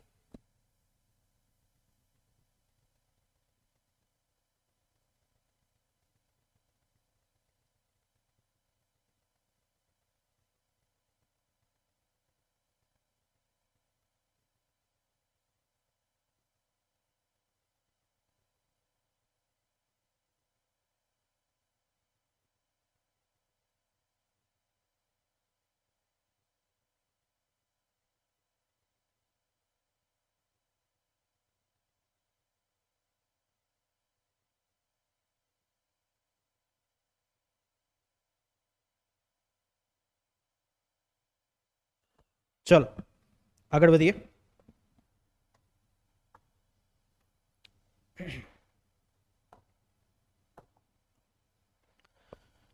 ચલો, am I audible to all of you? અવાજ આવે છે પ્રોપરલી? જે પણ ઓનલાઈન વિદ્યાર્થીઓ જોડાયેલા છે એકવાર ચેટ બોક્સમાં લખીને જણાવી દો. Am I audible to all of you?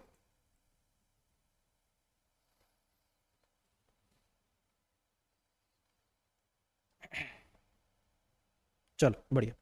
હવે જો હું તમારી સાથે જે વસ્તુ હવે મૂકવા જઈ રહ્યો છું એ વસ્તુ ખાસ કરીને તમે જોજો તો કે બેનિફિટ તમને જ્યારે કોઈ વ્યક્તિનો એક્સપિરિયન્સ હોય કે મુદ્દાઓ હોય એનો કઈ રીતે થઈ શકે. તો કે આજ વખતે જીપીએસસી ક્લાસ 1-2 2024નું આ પેપર છે, એ 2024માં એક ક્વેશ્ચન પૂછાયેલો હતો. ક્વેશ્ચન એવો પૂછાયેલો હતો કે ભારતીય રજવાડાઓના એકીકરણની પ્રક્રિયામાં મુખ્ય વહીવટી મુદ્દાઓ અને સામાજિક સાંસ્કૃતિક સમસ્યાઓનું મૂલ્યાંકન કરો. આપણે બધાને ખ્યાલ છે કે સરદાર પટેલ સાહેબે જે કાર્ય કર્યું એનાથી જે 562 રજવાડાઓ છે, 562 રજવાડાઓ એકઠા થયા. પણ એ 562 રજવાડાઓ જ્યારે આપણે એકઠા કરવાની પ્રોસેસ કરી, એ પ્રોસેસ કરવામાં ઘણા બધા વહીવટી મુદ્દાઓ જોડાયેલા હતા અને સામાજિક અને સાંસ્કૃતિક મુદ્દાઓ જોડાયેલા હતા. અને આ ટોપિક કોઈ નવો નથી, આપણા સિલેબસમાં ઓલરેડી આપેલો છે. ઓકે, આ સિલેબસમાં ઓલરેડી ટોપિક આપેલો છે, તો આપણને ખબર હોવી જોઈએ કે આપણે આ મુદ્દો આવી રીતે તૈયાર કરવાનો થાય. જો એક્ઝેક્ટલી સિમિલર ક્વેશ્ચન અમે અમારી ટેસ્ટ સિરીઝમાં પૂછેલો હતો. ટેસ્ટ સિરીઝમાં આ જ ક્વેશ્ચન પૂછેલો હતો, ભારતીય રજવાડાઓની એકીકરણની પ્રક્રિયામાં મુખ્ય વહીવટી મુદ્દાઓ અને સામાજિક સાંસ્કૃતિક સમસ્યાઓનું મૂલ્યાંકન કરો. સેમ ક્વેશ્ચન જીપીએસસીએ પૂછેલો. સો યુ સી, જ્યારે તમે તૈયાર કરી હોય આ રીતના આન્સર્સ તૈયાર કર્યા હોય ત્યારે તમને કેટલો બેનિફિટ થઈ શકે જ્યારે તમે મેઇન્સનું પેપર લખવા માટે જાઓ ત્યારે. અને આ જ વખતેની ટેસ્ટમાં જ પૂછાયેલો ક્વેશ્ચન હતો. મતલબ 2024માં જે વ્યક્તિઓએ મેઇન્સ પરીક્ષા આપી એમની જ્યારે મોક ટેસ્ટ હતી એ મોક ટેસ્ટમાં આ ક્વેશ્ચન પૂછાયેલો હતો. અને મતલબ આ વસ્તુ કોઈ નવી નથી, પણ જે સિલેબસનો મુદ્દો છે એ સિલેબસના આધારે તમે તૈયારી કરી હોય તો તમને બેનિફિટ થાય ડાયરેક્ટલી પેપરમાં. ઓકે, સો આ વસ્તુ છે જે તમારે over the period of time આખી શીખવાની છે. પછી હવે મેઇન વસ્તુ જે તમારા બધા લોકોના પ્રશ્નો હતા એ પ્રશ્નો ખાસ કરીને એવા હતા કે મારે તૈયારીની શરૂઆત કરવી કઈ રીતે, ભાષાનું પેપર હોય તો ભાષાના પેપરની તૈયારીની શરૂઆત કઈ રીતે કરવી, અને સામાન્ય અભ્યાસનું પેપર હોય તો સામાન્ય અભ્યાસના પેપરની તૈયારી કઈ રીતે કરવી. તો કે જો ભાષા માટે હું આટલા મુદ્દાઓ તમારી સમક્ષ મૂકીશ. સૌથી પહેલી બાબત, જે અમારી સાથે ફાઉન્ડેશન બેચમાં વિદ્યાર્થીઓ જોડાતા હોય કે મુખ્ય પરીક્ષાની તૈયારી કરતા હોય, આ બધા જ લોકોને એક વસ્તુ અમે કોમન કહેતા હોઈએ, અને એ કોમન વસ્તુ છે એ છે વર્તમાન પત્રો, એટલે કે ન્યૂઝપેપર. ઓકે, તમને ખ્યાલ હશે તો હું એટલા માટે કહું, તમને ખ્યાલ ના હોય તો બી કહી દઉં, તો કે જે લોકો પાસ થતા હોય એ પાસ થવામાં કોઈ એવું બહુ મોટું રોકેટ સાયન્સ ના હોય કે જે લોકો પાસ થયો અને બહુ અલગ લેવલની તૈયારી કરી હશે. એમણે બેઝિક અમુક બાબતોની ધ્યાન રાખી હશે કે જેનાથી એમને આઉટપુટ કે રિઝલ્ટ મળ્યું. આ બેઝિક બાબતોમાં કોઈ એક વસ્તુનો સમાવેશ થતો હોય તો એ છે ન્યૂઝપેપર. હવે ન્યૂઝપેપર શું કામ વાંચવા જોઈએ એનું હું તમને કારણ કહું. તો કે ન્યૂઝપેપરમાંથી બે વસ્તુ ડેવલપ થશે. ઓકે, ન્યૂઝપેપર જ્યારે તમે વાંચો છો ત્યારે એમાંથી બે વસ્તુ ડેવલપ થાય. તો કે પહેલી વસ્તુ એવી ડેવલપ થાય કે એક ભાષાનું જે કૌશલ્ય છે એ કૌશલ્ય તમે ડેવલપ કરી શકો. ભાષાના કૌશલ્યમાં બધી વસ્તુ આવી ગઈ. તો કે ભાષા કેવી હોવી જોઈએ એ આવી ગયું, ભાષાનો ફ્લો કેવો હોવો જોઈએ એ આવી ગયું, વાક્યો કેવા પ્રકારના હોવા જોઈએ બધી વસ્તુ આવી ગઈ. ઓકે, પહેલી વસ્તુ શીખી શકો ભાષાનું કૌશલ્ય. બીજી વસ્તુ તમે શું શીખી શકો તો કે વિચારોની વિવિધતા. વિચારોની વિવિધતા એટલે શું? તો કે જ્યારે તમે ન્યૂઝપેપર વાંચો છો, ન્યૂઝપેપરમાં તમે જેના આર્ટિકલ વાંચો છો એ બધા લોકો પોતપોતાના ફિલ્ડમાં એક્સપર્ટ્સ હોય છે. તમને કોઈ એવો આર્ટિકલ આપ્યો હોય કે એમએસપી એટલે કે મિનિમમ સપોર્ટ પ્રાઇસ, એની સાથે કયા મુદ્દાઓ જોડાયેલા છે, તમે જેનો આર્ટિકલ વાંચતા હશો એ વ્યક્તિ એગ્રીકલ્ચરિસ્ટ હશે, એ વ્યક્તિ અર્થશાસ્ત્રી હશે. તો એના જે વિચારો છે એ વિચારો તમે જાણશો, એ વિચારોને તમે તમારા આન્સરમાં લખશો તો વિચારો કે તમારા આન્સરની વિવિધતા કેવી બને. જે સામાન્ય રીતે આપણે એ વિષયને એટલો બધો અભ્યાસ કર્યો નથી એટલે આપણી પાસે એનું નોલેજ ના હોય, બટ જે અર્થશાસ્ત્રી છે એની પાસે તો બેસ્ટ લેવલનું નોલેજ હોય, એ જ વ્યક્તિ ન્યૂઝપેપરમાં આર્ટિકલ લખે છે. તો આ વિચારોની જે વિવિધતા છે એ વિચારોની વિવિધતા તમારામાં પણ આવી શકે. પ્લસ જે ભાષાનું કૌશલ્ય છે એ ભાષાનું કૌશલ્ય ડેવલપ થઈ શકે. ભાષાનું કૌશલ્ય ડેવલપ કઈ રીતે? તો કે ભાઈ કોઈ બી સબ્જેક્ટ છે, કોઈ બી આન્સર છે, એની શરૂઆત કઈ રીતે કરવી, એની વચ્ચેનો જે મુદ્દાઓ હોય એને કઈ રીતે સમજાવવા, એનું સમાપન છે સમાપન કઈ રીતે કરવું, આ બધી જ વસ્તુઓ તમે જાણી શકો ક્યાંથી? તો કે ન્યૂઝપેપરમાંથી. તો જે વ્યક્તિઓ પાસ થતા હોય છે કે સામાન્ય રીતે એક્ઝામ ક્લાસ 1-2 ની હોય, ડીવાયસ હોય, એસટીઆઈ હોય, કોઈ બી એક્ઝામ પાસ કરતા હોય તેમનામાં એક બેઝિક સ્કિલ હોય કે આવી બાબતોના જાણકાર હોય. અને બાકીના લોકો તો કે જે લોકો તૈયારી કરે છે ને ખબર છે કે ન્યૂઝપેપર આટલા બધા ઇમ્પોર્ટન્ટ છે છતાં કોઈ દી વાંચે નહીં તો એનું રિઝલ્ટ ના મળે. ઓકે, હવે ન્યૂઝપેપર કયા વાંચવાના છે? તો કે બે ન્યૂઝપેપર તમારે વાંચવાના થશે ડેલી બેઝિસ ઉપર. એક ન્યૂઝપેપર હશે તમારું ગુજરાતી ભાષાનું, કોઈ બી ન્યૂઝપેપર જે તમને યોગ્ય લાગે તમે વાંચી શકો. બીજું ન્યૂઝપેપર હશે એ છે ઇંગ્લિશ લેંગ્વેજનું. ઇંગ્લિશ લેંગ્વેજમાં હું ખાસ કરીને તમને ન્યૂઝપેપર સજેસ્ટ કરીશ એટલા માટે કારણ કે એવું ન્યૂઝપેપર વાંચવાનું નથી જેની ભાષા જ તમને ના સમજાય. બહુ બધા ઇંગ્લિશ ન્યૂઝપેપર હોય છે કે જેમાં હેવી વર્ડ્સ યુઝ થયો, હેવી વોકેબ યુઝ થયો. લેટ્સ સે ધ હિન્દુ હોય, મિન્ટ હોય, તો આવા ન્યૂઝપેપર આપણે વાંચવાની જરૂરિયાત નથી. આપણે વાંચવાની જરૂરિયાત છે ટાઈમ્સ ઓફ ઇન્ડિયા કે Indian express. And I would suggest you કે ઇન્ડિયન એક્સપ્રેસ તમે વાંચો. સારી લેંગ્વેજ હોય છે, સિમ્પલ લેંગ્વેજ હોય છે, તમને વ્યવસ્થિત રીતે સમજાશે. ઓકે, તો એક ગુજરાતી ન્યૂઝપેપર, એક ઇંગ્લિશ ન્યૂઝપેપર ડેલી બેઝિસ ઉપર. અને શું વાંચવાનું છે ન્યૂઝપેપરમાંથી? તો કે સામાન્ય રીતે ન્યૂઝપેપર તમે જ્યારે વાંચો ત્યારે એમાં એક આ પેજ આવતું હોય છે જેનું નામ છે એડિટોરિયલ્સ. આ એડિટોરિયલ્સમાં બી આપણા કામના જે એડિટોરિયલ હોય એ જ વાંચવાના છે. પોલિટિકલ એડિટોરિયલ્સ જે છે એ તમારા માટે એટલા બધા ઇમ્પોર્ટન્ટ હોતા નથી. તો સામાન્ય રીતે જે ઇકોનોમી ઉપર હોય, સાયન્સ એન્ડ ટેક બેઝ ઉપર હોય, ઇન્ટરનેશનલ રિલેશન્સ ઉપર હોય, આવા જે બધા અલગ અલગ ટોપિક્સમાંથી એડિટોરિયલ આવતા હોય છે એ એડિટોરિયલ તમારે ડેઇલી બેઝિસ ઉપર વાંચવાના થાય. એનાથી તમારી ભાષા ધીરે ધીરે ડેવલપ થશે, ઇમ્પ્રૂવ થશે. બીજી વસ્તુ છે પાક્ષિક. પાક્ષિક શું કામ વાંચવું જોઈએ? તો કે અત્યાર સુધી આપણે જે વાંચતા એ ફેક્ટ ગોખવા માટે વાંચતા. ઓકે, કે ચલો ગુજરાત સરકારની કોઈ યોજના હોય, યોજના વિશે માહિતી મેળવી લીધી પાક્ષિકમાંથી, એટલે આપણને ખબર પડી ગઈ, આપણા ક્લેરિટી આવી ગઈ. હવે જે તમારે પાક્ષિક વાંચવાનું છે એ પાક્ષિક કયા સંદર્ભે વાંચવાનું છે? તો કે તમારે ધ્યાનમાં રાખવાનું છે કે સરકારી ભાષા કેવી હોય, ઔપચારિક ભાષા કેવી હોય, આ બધી વસ્તુને તમારે ડેવલપ કરવાની છે અને એના માટે પાક્ષિક વાંચવું જરૂરી છે. ઓકે, અને આનો ઉપયોગ સીધો, આનો બેનિફિટ તમને થશે, એનો ઉપયોગ તમે કરી શકશો ગુજરાતી ભાષાના પેપર. તો પાક્ષિક તમારે વાંચવાનું છે. દેન સરકારી પત્રો ને જાહેરાતો. તો કે સરકારી પત્રો અને જાહેરાતો તમે ક્યાંથી વાંચી શકો? તો કે આમાંથી ઘણા બધા આપણે સોશિયલ મીડિયા યુઝ કરતા હોય છે. એ સોશિયલ મીડિયા યુઝ કરતા હોય એમાં એક સોશિયલ મીડિયા છે એ છે ટ્વિટર. ઓકે, જે હવે છે એક્સ નામનું પ્લેટફોર્મ. તો આ ટ્વિટર ઉપર તમારે જે સરકારના પેજ હોય છે ઓફિશિયલ, એટલે કે એક પેજ હોય પીએમઓ પ્રાઇમ મિનિસ્ટર ઓફિસ, એક પેજ હોય સીએમઓ એટલે ચીફ મિનિસ્ટર ઓફિસ. તો આ જે પેજીસ છે કે આ જે ટ્વિટર ઉપરના ટ્વિટર હેન્ડલ છે એને તમારે ડેઇલી બેઝિસ ઉપર ઓબ્ઝર્વ કરવાના છે.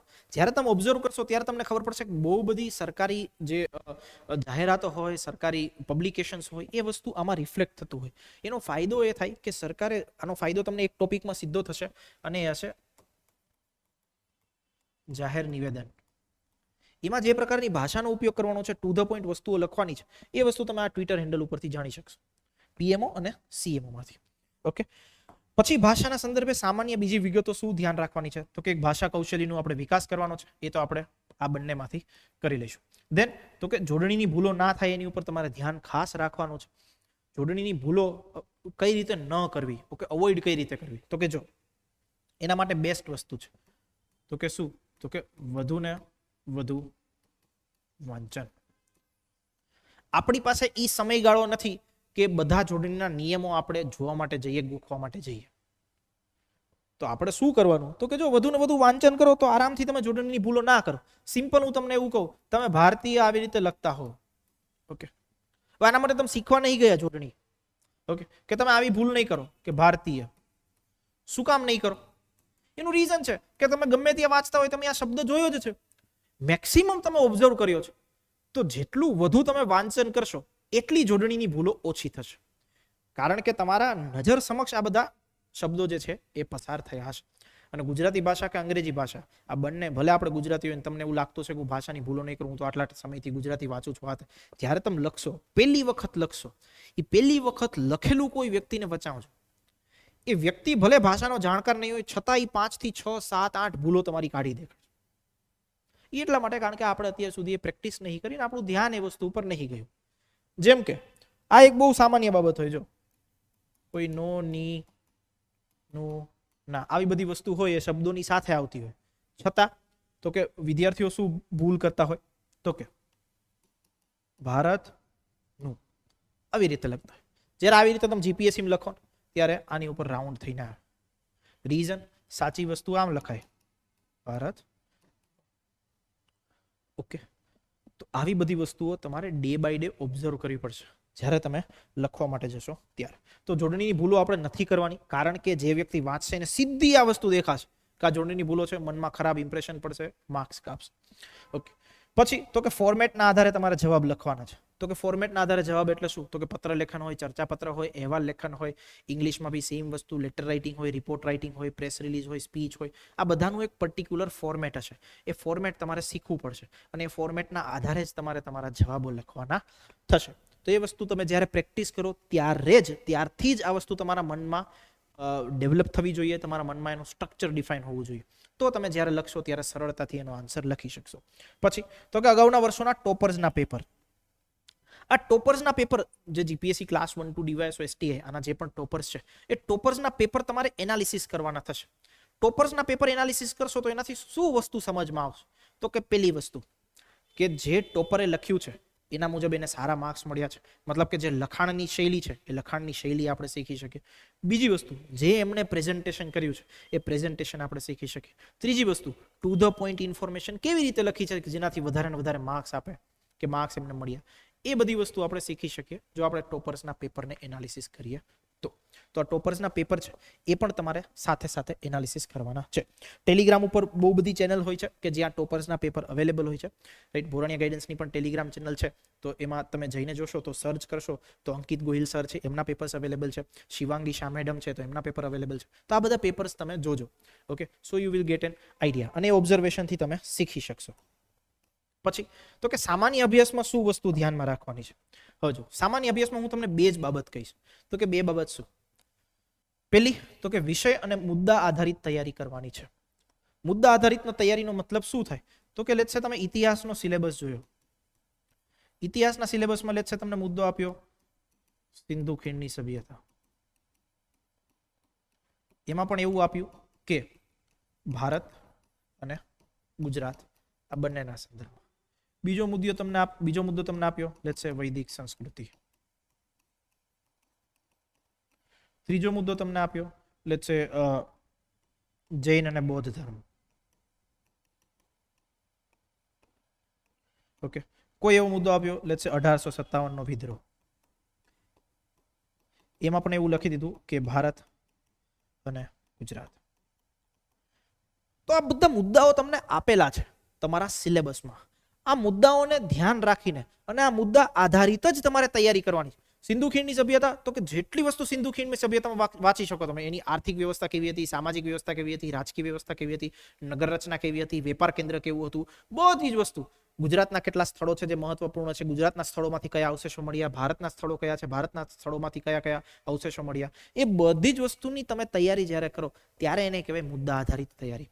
મુદ્દા આધારિતનો બીજો મતલબ એવો થાય કે એના જેટલા ડાયમેન્શન છે, ડાયમેન્શનને ગુજરાતીમાં કહેવાય પરિમાણો.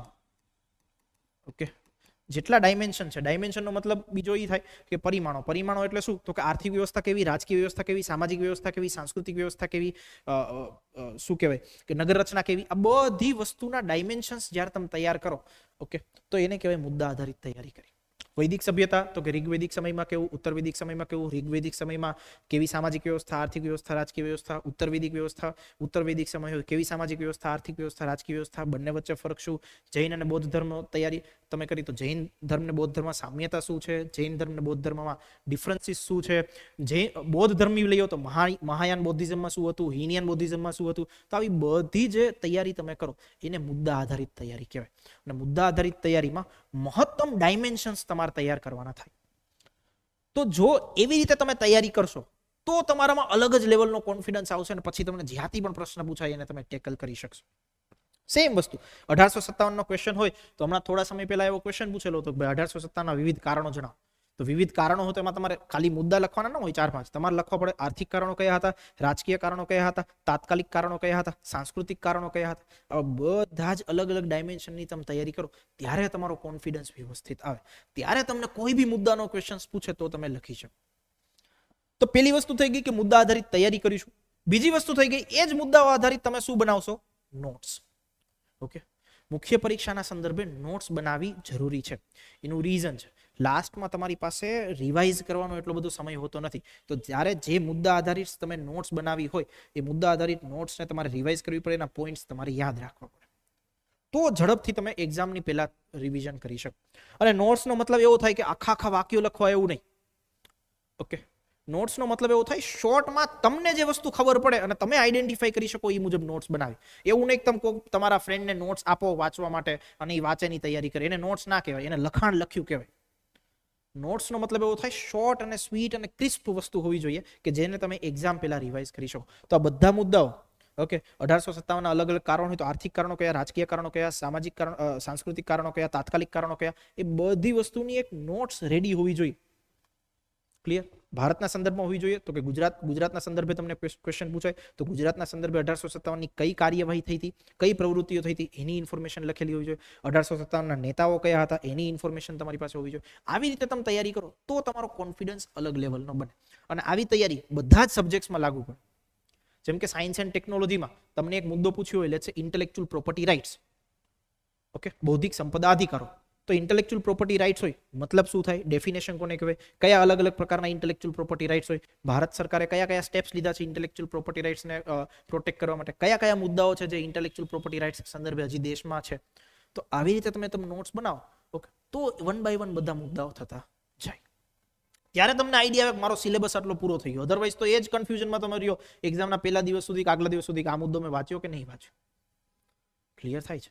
તો જીપીએસસીમાં બી આવી રીતે તૈયારી થતી હોય, ડીવાયએસઓમાં બી આવી રીતે તૈયારી થતી હોય, અને હવે સીસીઈના મેઇન્સ સંદર્ભે પણ તમારે આવી જ રીતે તૈયારી કરવી પડશે. ચલો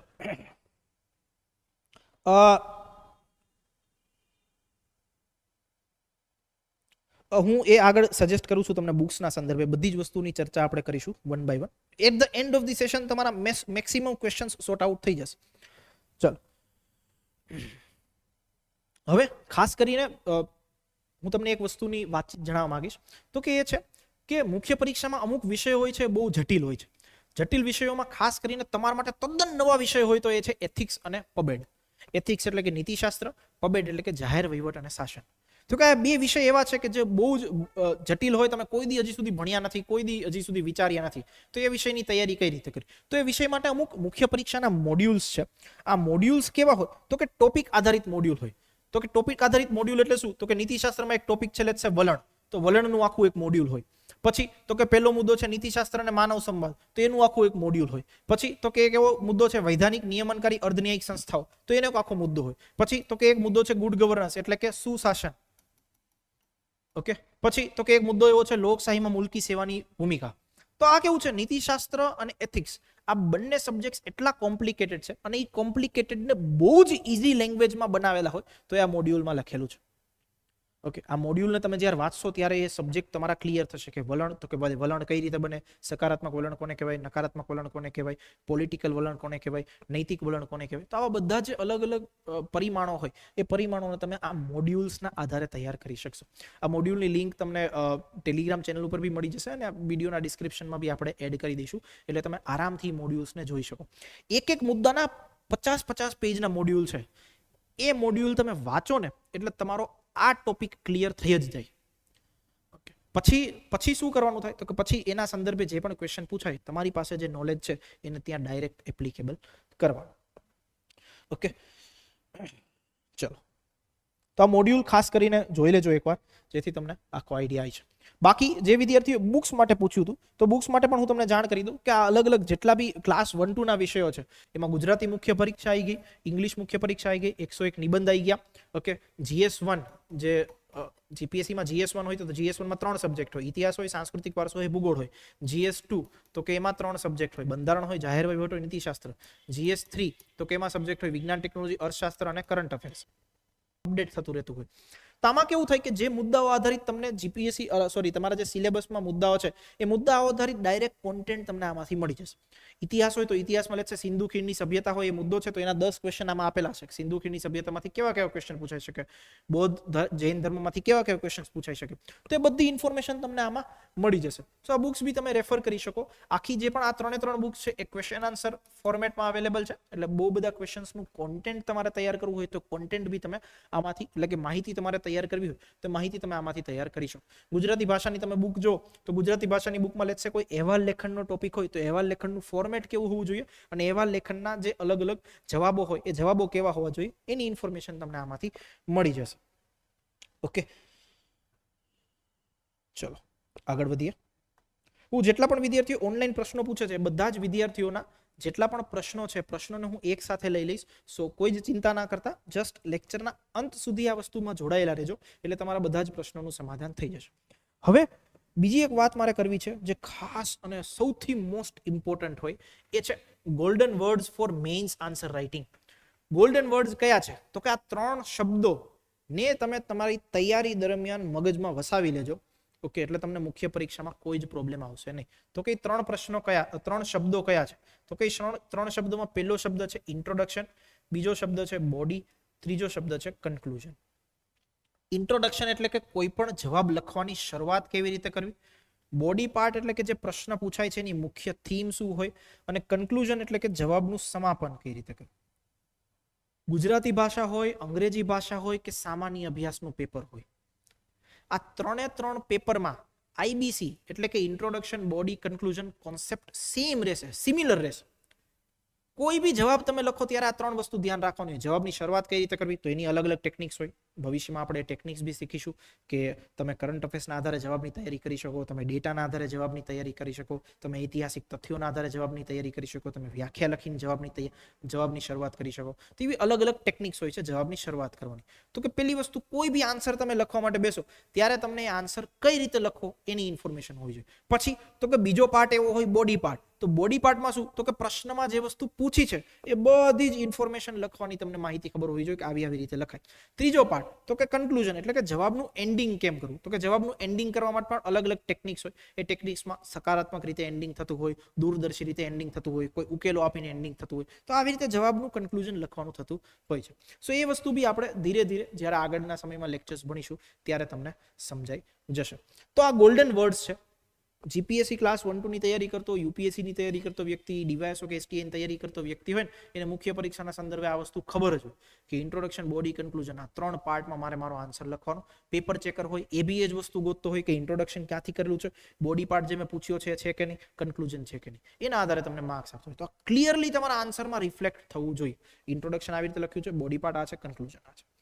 ઓકે, ચલો આ વસ્તુ આપણે ધીરે ધીરે આગળ એક્સપ્લોર બી કરીશું એટલે તમને ટોટલ આઈડિયા આવશે. હવે જો મેં જે તમને કીધું એમ ઇન્ટ્રોડક્શન, બોડી, કન્ક્લુઝન, તો આ એક ટોપરનો આન્સર છે. એમાં તમને દેખાશે ક્વેશ્ચન મેં તમને હમણાં આગળ બી દેખાડ્યો હતો, જીપીએસસી ક્લાસ 1-2 માં પૂછાયેલો હતો કે આપણા રોજિંદા જીવનમાં માહિતી અને સંદેશા વ્યવહાર ટેકનોલોજીના ક્ષેત્રમાં 5G ટેકનોલોજી શું ફરક પાડશે. હવે જો હમણાં આન્સર લખ્યો છે કેવી, આવી રીતે તમારી આન્સર કોપી આવશે જ્યારે તમારે મેઇન્સમાં લખવાનું થશે ત્યારે. ઓકે, 2 પેજ તમને મળશે તો આવી રીતે તમારો આન્સર લખવાનો થાય. જો કેવો સરસ મુદ્દા આધારિત પ્રશ્ન છે, જવાબ લખેલો છે, જે ઇમ્પોર્ટન્ટ શબ્દો હોય એની નીચે અંડરલાઈન કરેલી છે એને આપણે પ્રેઝન્ટેશન તરીકે ઓળખીએ છીએ. એ લેટર ઓન આપણે ડિસ્કસ કરીશું. પણ જો ઇન્ટ્રોડક્શન, બોડી, કન્ક્લુઝન તમને જણાવું કે ક્યાં રીતે લખેલું છે. પહેલો પેરેગ્રાફ છે એ છે ઇન્ટ્રોડક્શન. ઓકે, અહીંથી જે ઇન્ફોર્મેશન છે અહીંયા સુધી એ છે બોડી પાર્ટ. લાસ્ટમાં જે છે પેરેગ્રાફ એ છે કન્ક્લુઝન. તો આવી રીતે તમારે તમારો આન્સર લખવાનો થાય જ્યારે બી કોઈ બી મેઇન્સનો આન્સર તમે લખો છો ત્યારે.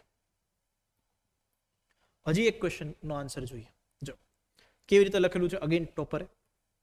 પેલો પેરેગ્રાફ ઇન્ટ્રોડક્શન, પછી અહીંથી લઈ અને અહીંયા સુધી તો કે બોડી પાર્ટ, લાસ્ટનો પેરેગ્રાફ તો કે કન્ક્લુઝન.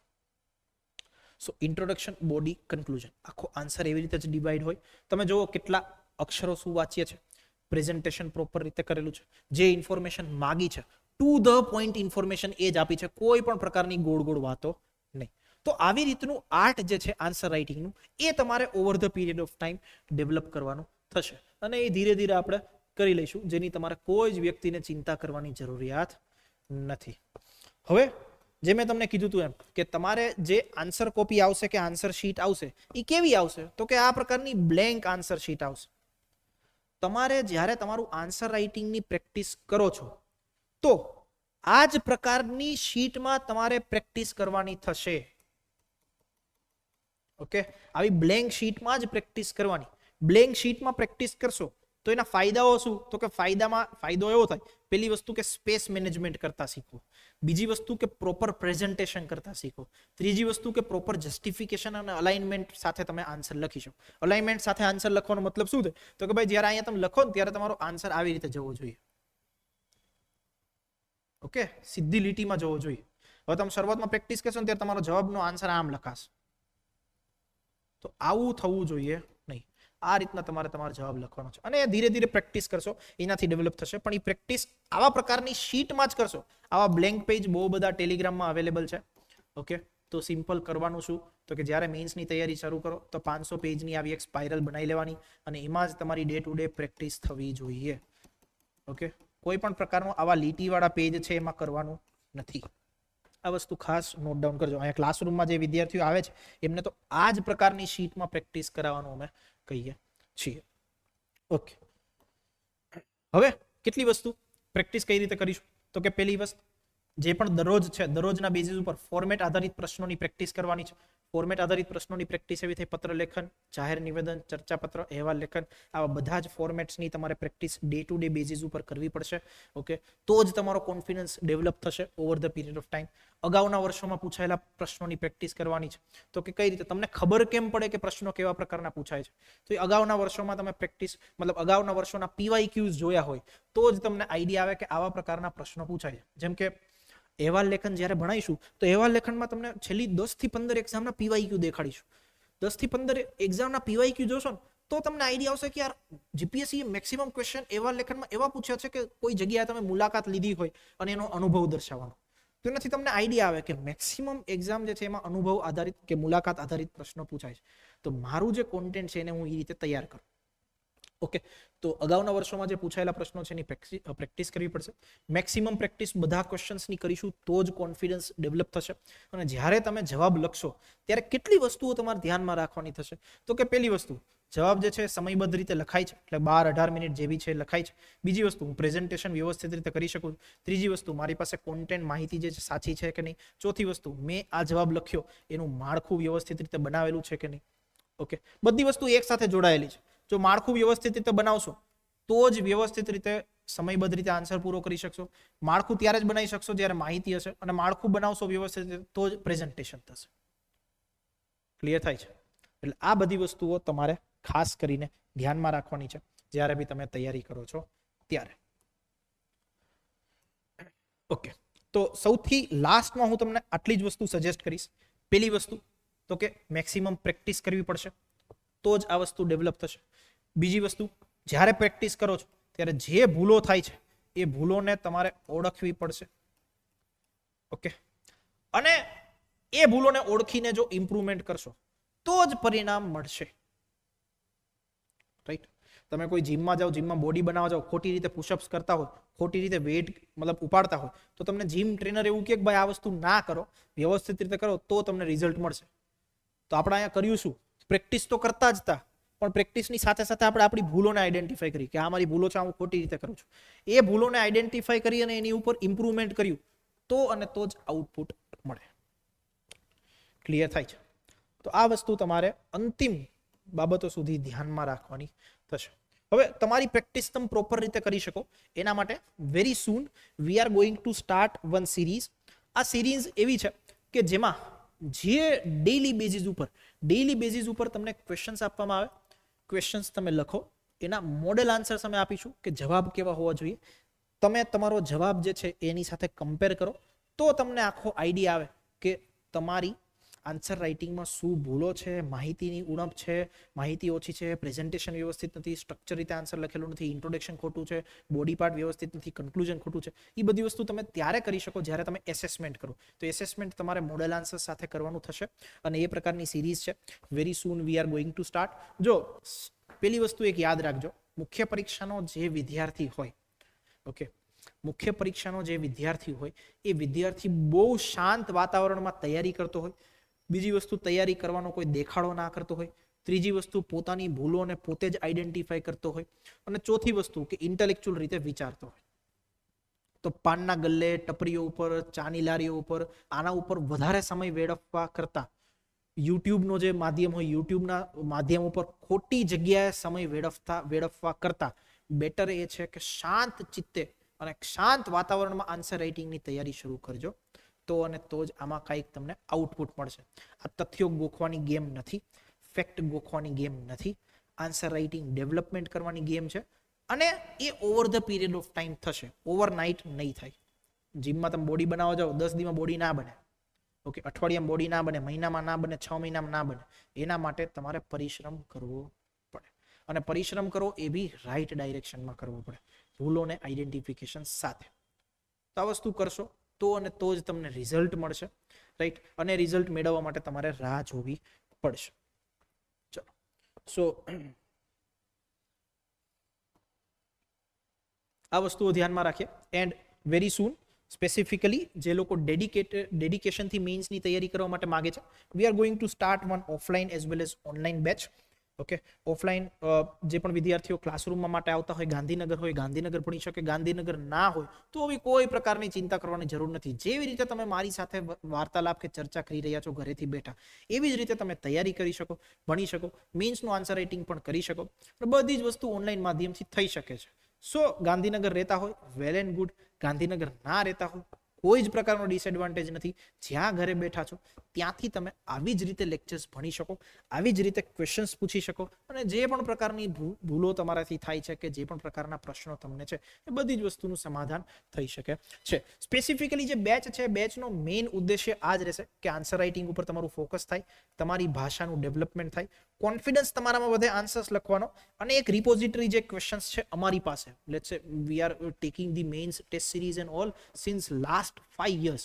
ઓકે, તો 5 વર્ષમાં તમે વિચારો કે કેટલા પ્રશ્નો ભેગા થયા હશે, કેટલા પ્રશ્નોની રિપોઝિટરી થઈ હશે, કેટલા મુદ્દાઓ આધારિત કોન્ટેન્ટ તૈયાર થયું છે. So we will deliver that all things. જ્યારે એ રિપોઝિટરી ક્વેશ્ચન્સની પ્રેક્ટિસ કરશો ત્યારે કોન્ફિડન્સ ડેવલપ થશે. કોન્ફિડન્સ ડેવલપ થશે તો આપોઆપ લખવાની મજા આવશે. ઓકે, આપોઆપ લખવાની મજા આવશે. ક્લિયર? આપણને કેવી મજા આવે જ્યારે પ્રશ્નો તમને કોઈ એક્ઝામમાં જ્યારે જે સ્પેસિફિકલી પ્રશ્નો તૈયાર તમે કર્યા હોય અને એ પ્રશ્નો તમને પૂછાય, so you will definitely enjoy this part. તો એ જ વસ્તુનું ડેવલપમેન્ટ તમે કરી શકશો ધીરે ધીરે. ઓકે, બાકી જે પણ તમને પ્રશ્નો હોય you can ask those questions. એકેડમીના નંબર પર બી ફોન કરીને તમે પૂછી શકો છો જે પણ પ્રશ્નો તમને હોય. હવે જે મેઇન વસ્તુઓ મારે કરવાની હતી તમને એ વસ્તુની ચર્ચા આપણે ઓલરેડી કરી લીધી છે. Now we will take one by one all questions. જેટલા પણ વિદ્યાર્થીઓ છે એમને જે પણ પ્રશ્નો હોય એ પ્રશ્નો એ વન બાય વન પૂછી શકે છે. બધાના આન્સર્સ આપણે બહુ શાંતિથી અને વન બાય વન આપીશું. ચલો, સો આઈ એમ ટેકિંગ ઓલ ધ ક્વેશ્ચન્સ જે પણ વિદ્યાર્થીઓએ પૂછ્યા છે તે. પહેલો ક્વેશ્ચન એવો છે કે મોડ્યુલની પીડીએફ ક્યાંથી મળશે? મોડ્યુલની પીડીએફ તમને ભોરાણીયા ગાઈડન્સની જે ટેલિગ્રામ ચેનલ છે ટેલિગ્રામ ચેનલથી મળી જશે. તમે જસ્ટ ત્યાં ક્લાસ નોટ્સ મટીરિયલ એવું સર્ચ કરજો, so you will gate an idea. બીજો ક્વેશ્ચન એવો છે કે સર હું પોલીસમાં જોબ કરું છું તો ગ્રુપ એ મેઇન્સની તૈયારી જોબ સાથે થઈ શકે? 110% નહીં, 200% થઈ શકે. કોઈ જ તમારે જોબને ડિસ્ટર્બ કરવાની જરૂર નથી. આરામથી તમારું શેડ્યુલ જે છે, ઓકે, એ શેડ્યુલને પ્રોપર રીતે ઓર્ગેનાઇઝ કરો અને તૈયારી શરૂ કરો. ઓકે, લાસ્ટમાં કોઈ જ પ્રકારની તમારે ચિંતા કરવાની જરૂર નથી. જે પણ વ્યક્તિઓ જોબ સાથે તૈયારી કરી શકે, મેઇન્સના વિદ્યાર્થીઓ ઓલરેડી મેચ્યોર હોય, ઓકે, તો એ રિસ્ક ટેકિંગ કેપેબિલિટી કે પછી એ સંઘર્ષ કરવાની કેપેબિલિટી તમારામાં આવી જોઈએ. એ છે તો કોઈ બી ટાઈમે તમારે તમારી બાયોલોજીકલ સાયકલને જોઈને તમારું શેડ્યુલ સેટ કરવાનું છે. તમને રાત્રે વાંચવા માટે ફાવતું હોય રાત્રે વાંચો, સવારે વહેલી સવારે વાંચવા માટે ફાવતું હોય વહેલી સવારે વાંચો. જે મુજબની તમારી બાયોલોજીકલ સાયકલ સેટ થઈ શકે એ મુજબ તૈયારી કરો, અને 200% આ તૈયારી થઈ શકે, કોઈ ચિંતા કરવાની જરૂર નથી. ઓકે, પછી ક્વેશ્ચન એવો છે કે જ્યારે આન્સર રાઇટિંગ કરતા હોઈએ ત્યારે મગજમાં આન્સરની સિક્વન્સ આવી જાય છે પણ પ્રેક્ટિકલી ઓન પેપર લખીએ ત્યારે પેન ચાલતી જ નથી, તો એના રિગાર્ડિંગ થોડી ટિપ્સ આપો. ઓકે, સો જો સ્પેસિફિકલી એવું છે કે તમે જે ક્વેશ્ચન કીધો છે આન્સરની સિક્વન્સ આવી જાય છે પણ જ્યારે લખવા જાઓ છો ત્યારે સિક્વન્સ મેન્ટેન થતી નથી કે લખી શકાતું નથી. એનું એક જ કારણ છે, હું જ્યાં આઈડેન્ટિફાઈ કરી શકું તો એ કારણ એવું હશે કે તમે કાં તો રફ પેજમાં વર્ક કરતા નથી. મેં તમને કીધું એમ કે તમારે તમારું સ્ટ્રક્ચર બનાવવાનું થાય. સ્ટ્રક્ચર મગજમાં વિચારીને નહીં, ઓન પેપર એ સ્ટ્રક્ચર ઉતારવું પડે. તો ઓન પેપર સ્ટ્રક્ચર ઉતારો કે હું પહેલા વ્યાખ્યા લખીશ, પછી આ આટલા ફાયદાઓના મુદ્દાઓ લખીશ, પછી ગેરફાયદાઓ લખીશ, પછી સોલ્યુશન્સ લખીશ, તો એ સિક્વન્સ મેન્ટેન થાય અને તો સિક્વન્સને તમે આન્સર કોપીમાં લખી શકો. ઓકે, તો એના માટે તમારે એ મુજબ સ્ટ્રક્ચર રફ પેજમાં બનાવીને પ્રેક્ટિસ કરવી પડશે, તો આરામથી વસ્તુ થશે. અને મોસ્ટ ઓફ વિદ્યાર્થીઓ એવી જ રીતે કરતા હોય છે. Batch will start on 6th of the May, તો એ મુજબ તમે તમારી પ્રિપરેશન શેપ કરી શકો. Okay, will provide this all the lectures. Okay, જો સ્પેસિફિકલી ઇંગ્લિશ લેંગ્વેજ હોય કે કોઈ બી પ્રકારના લેક્ચર્સ હોય, રાઈટ, તમારું ધ્યાન શીખવા ઉપર હોવું જોઈએ, લેંગ્વેજ ડેવલપમેન્ટ ઉપર હોવું જોઈએ, અને એ વસ્તુ પર્સનલી બી ઘણી વસ્તુ થઈ શકે. જેમ કે ઇંગ્લિશ લેંગ્વેજ, જો જે પણ વિદ્યાર્થીઓ તૈયારી કરે છે, આઈ એમ ફ્રેન્કલી સ્પીકિંગ, કે તમારામાં સ્પૂન ફીડિંગની કેપેબિલિટી ના હોવી જોઈએ. સ્પૂન ફીડિંગ એવું નહીં કે તમને મોઢામાં આપીને કોડિયો આપીને તમે લખો. તમારે જાતે તમારે વસ્તુઓ વિચારવી પડશે. મેં તમને એ જ કીધું 100 ક્વેશ્ચનની પ્રેક્ટિસ તમને અહીંયા હું કરાવીશ. ડઝન્ટ બીન કે 100માંથી કોઈ એક ક્વેશ્ચન આવે, પણ હા એ વસ્તુ છે 100 ક્વેશ્ચન આ કરાવીશું, 100 ક્વેશ્ચનની તમે પ્રેક્ટિસ કરી તો 101મો ક્વેશ્ચન કોઈ અલગ આવશે તો પણ તમારામાં લખવાનો કોન્ફિડન્સ હશે. તો સ્પૂન ફીડિંગ છોડી દો. ઓકે, મેક્સિમમ એવું વિચારો કે મારા વિચારો પણ કઈ રીતે ડેવલપ થઈ શકે, હું પણ ઇંગ્લિશ લેંગ્વેજનું જે પણ ન્યૂઝપેપર છે વાંચીને ડેવલપમેન્ટ કઈ રીતે કરીશ. તો આ વસ્તુ તમારે ખાસ કરીને ડિસ્કસ કે ડેવલપ કરવી પડશે. મેઇન્સનો બુક સેટ તમને એપ્લિકેશન ઉપર મળી જશે, so you can directly go from them, and if you are going to enrol in the batch you will get the books with that. So અલગથી બુક્સ લેવાની જરૂર પડશે નહીં. ગ્રુપ બી માટે will take the separate session. Group B માટેનો આપણે એક અલગ સેશન લઈશું, સો ત્યારે આપણે ડિસ્કશન કરીશું. હા, if you are going to enrol in the class you will gate that things. A book તમને મળી જશે. ઓકે, બીજા વિદ્યાર્થીઓને કોઈ પણ પ્રકારના question please feel free two approach. તમે ગ્રુપમાં પૂછી શકો છો, એનીવન.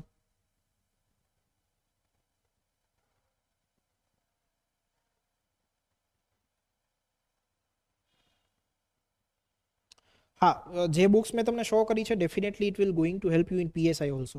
પીએસઆઈમાં જે ગુજરાતી અને અંગ્રેજી ભાષાના પેપર છે એ ટોપિક તો ઓલરેડી તમારી સીસી મેઇન્સમાં આવી જાય છે, એટલે you will get that also. એ પણ તમારી બુક્સમાં આવી જશે.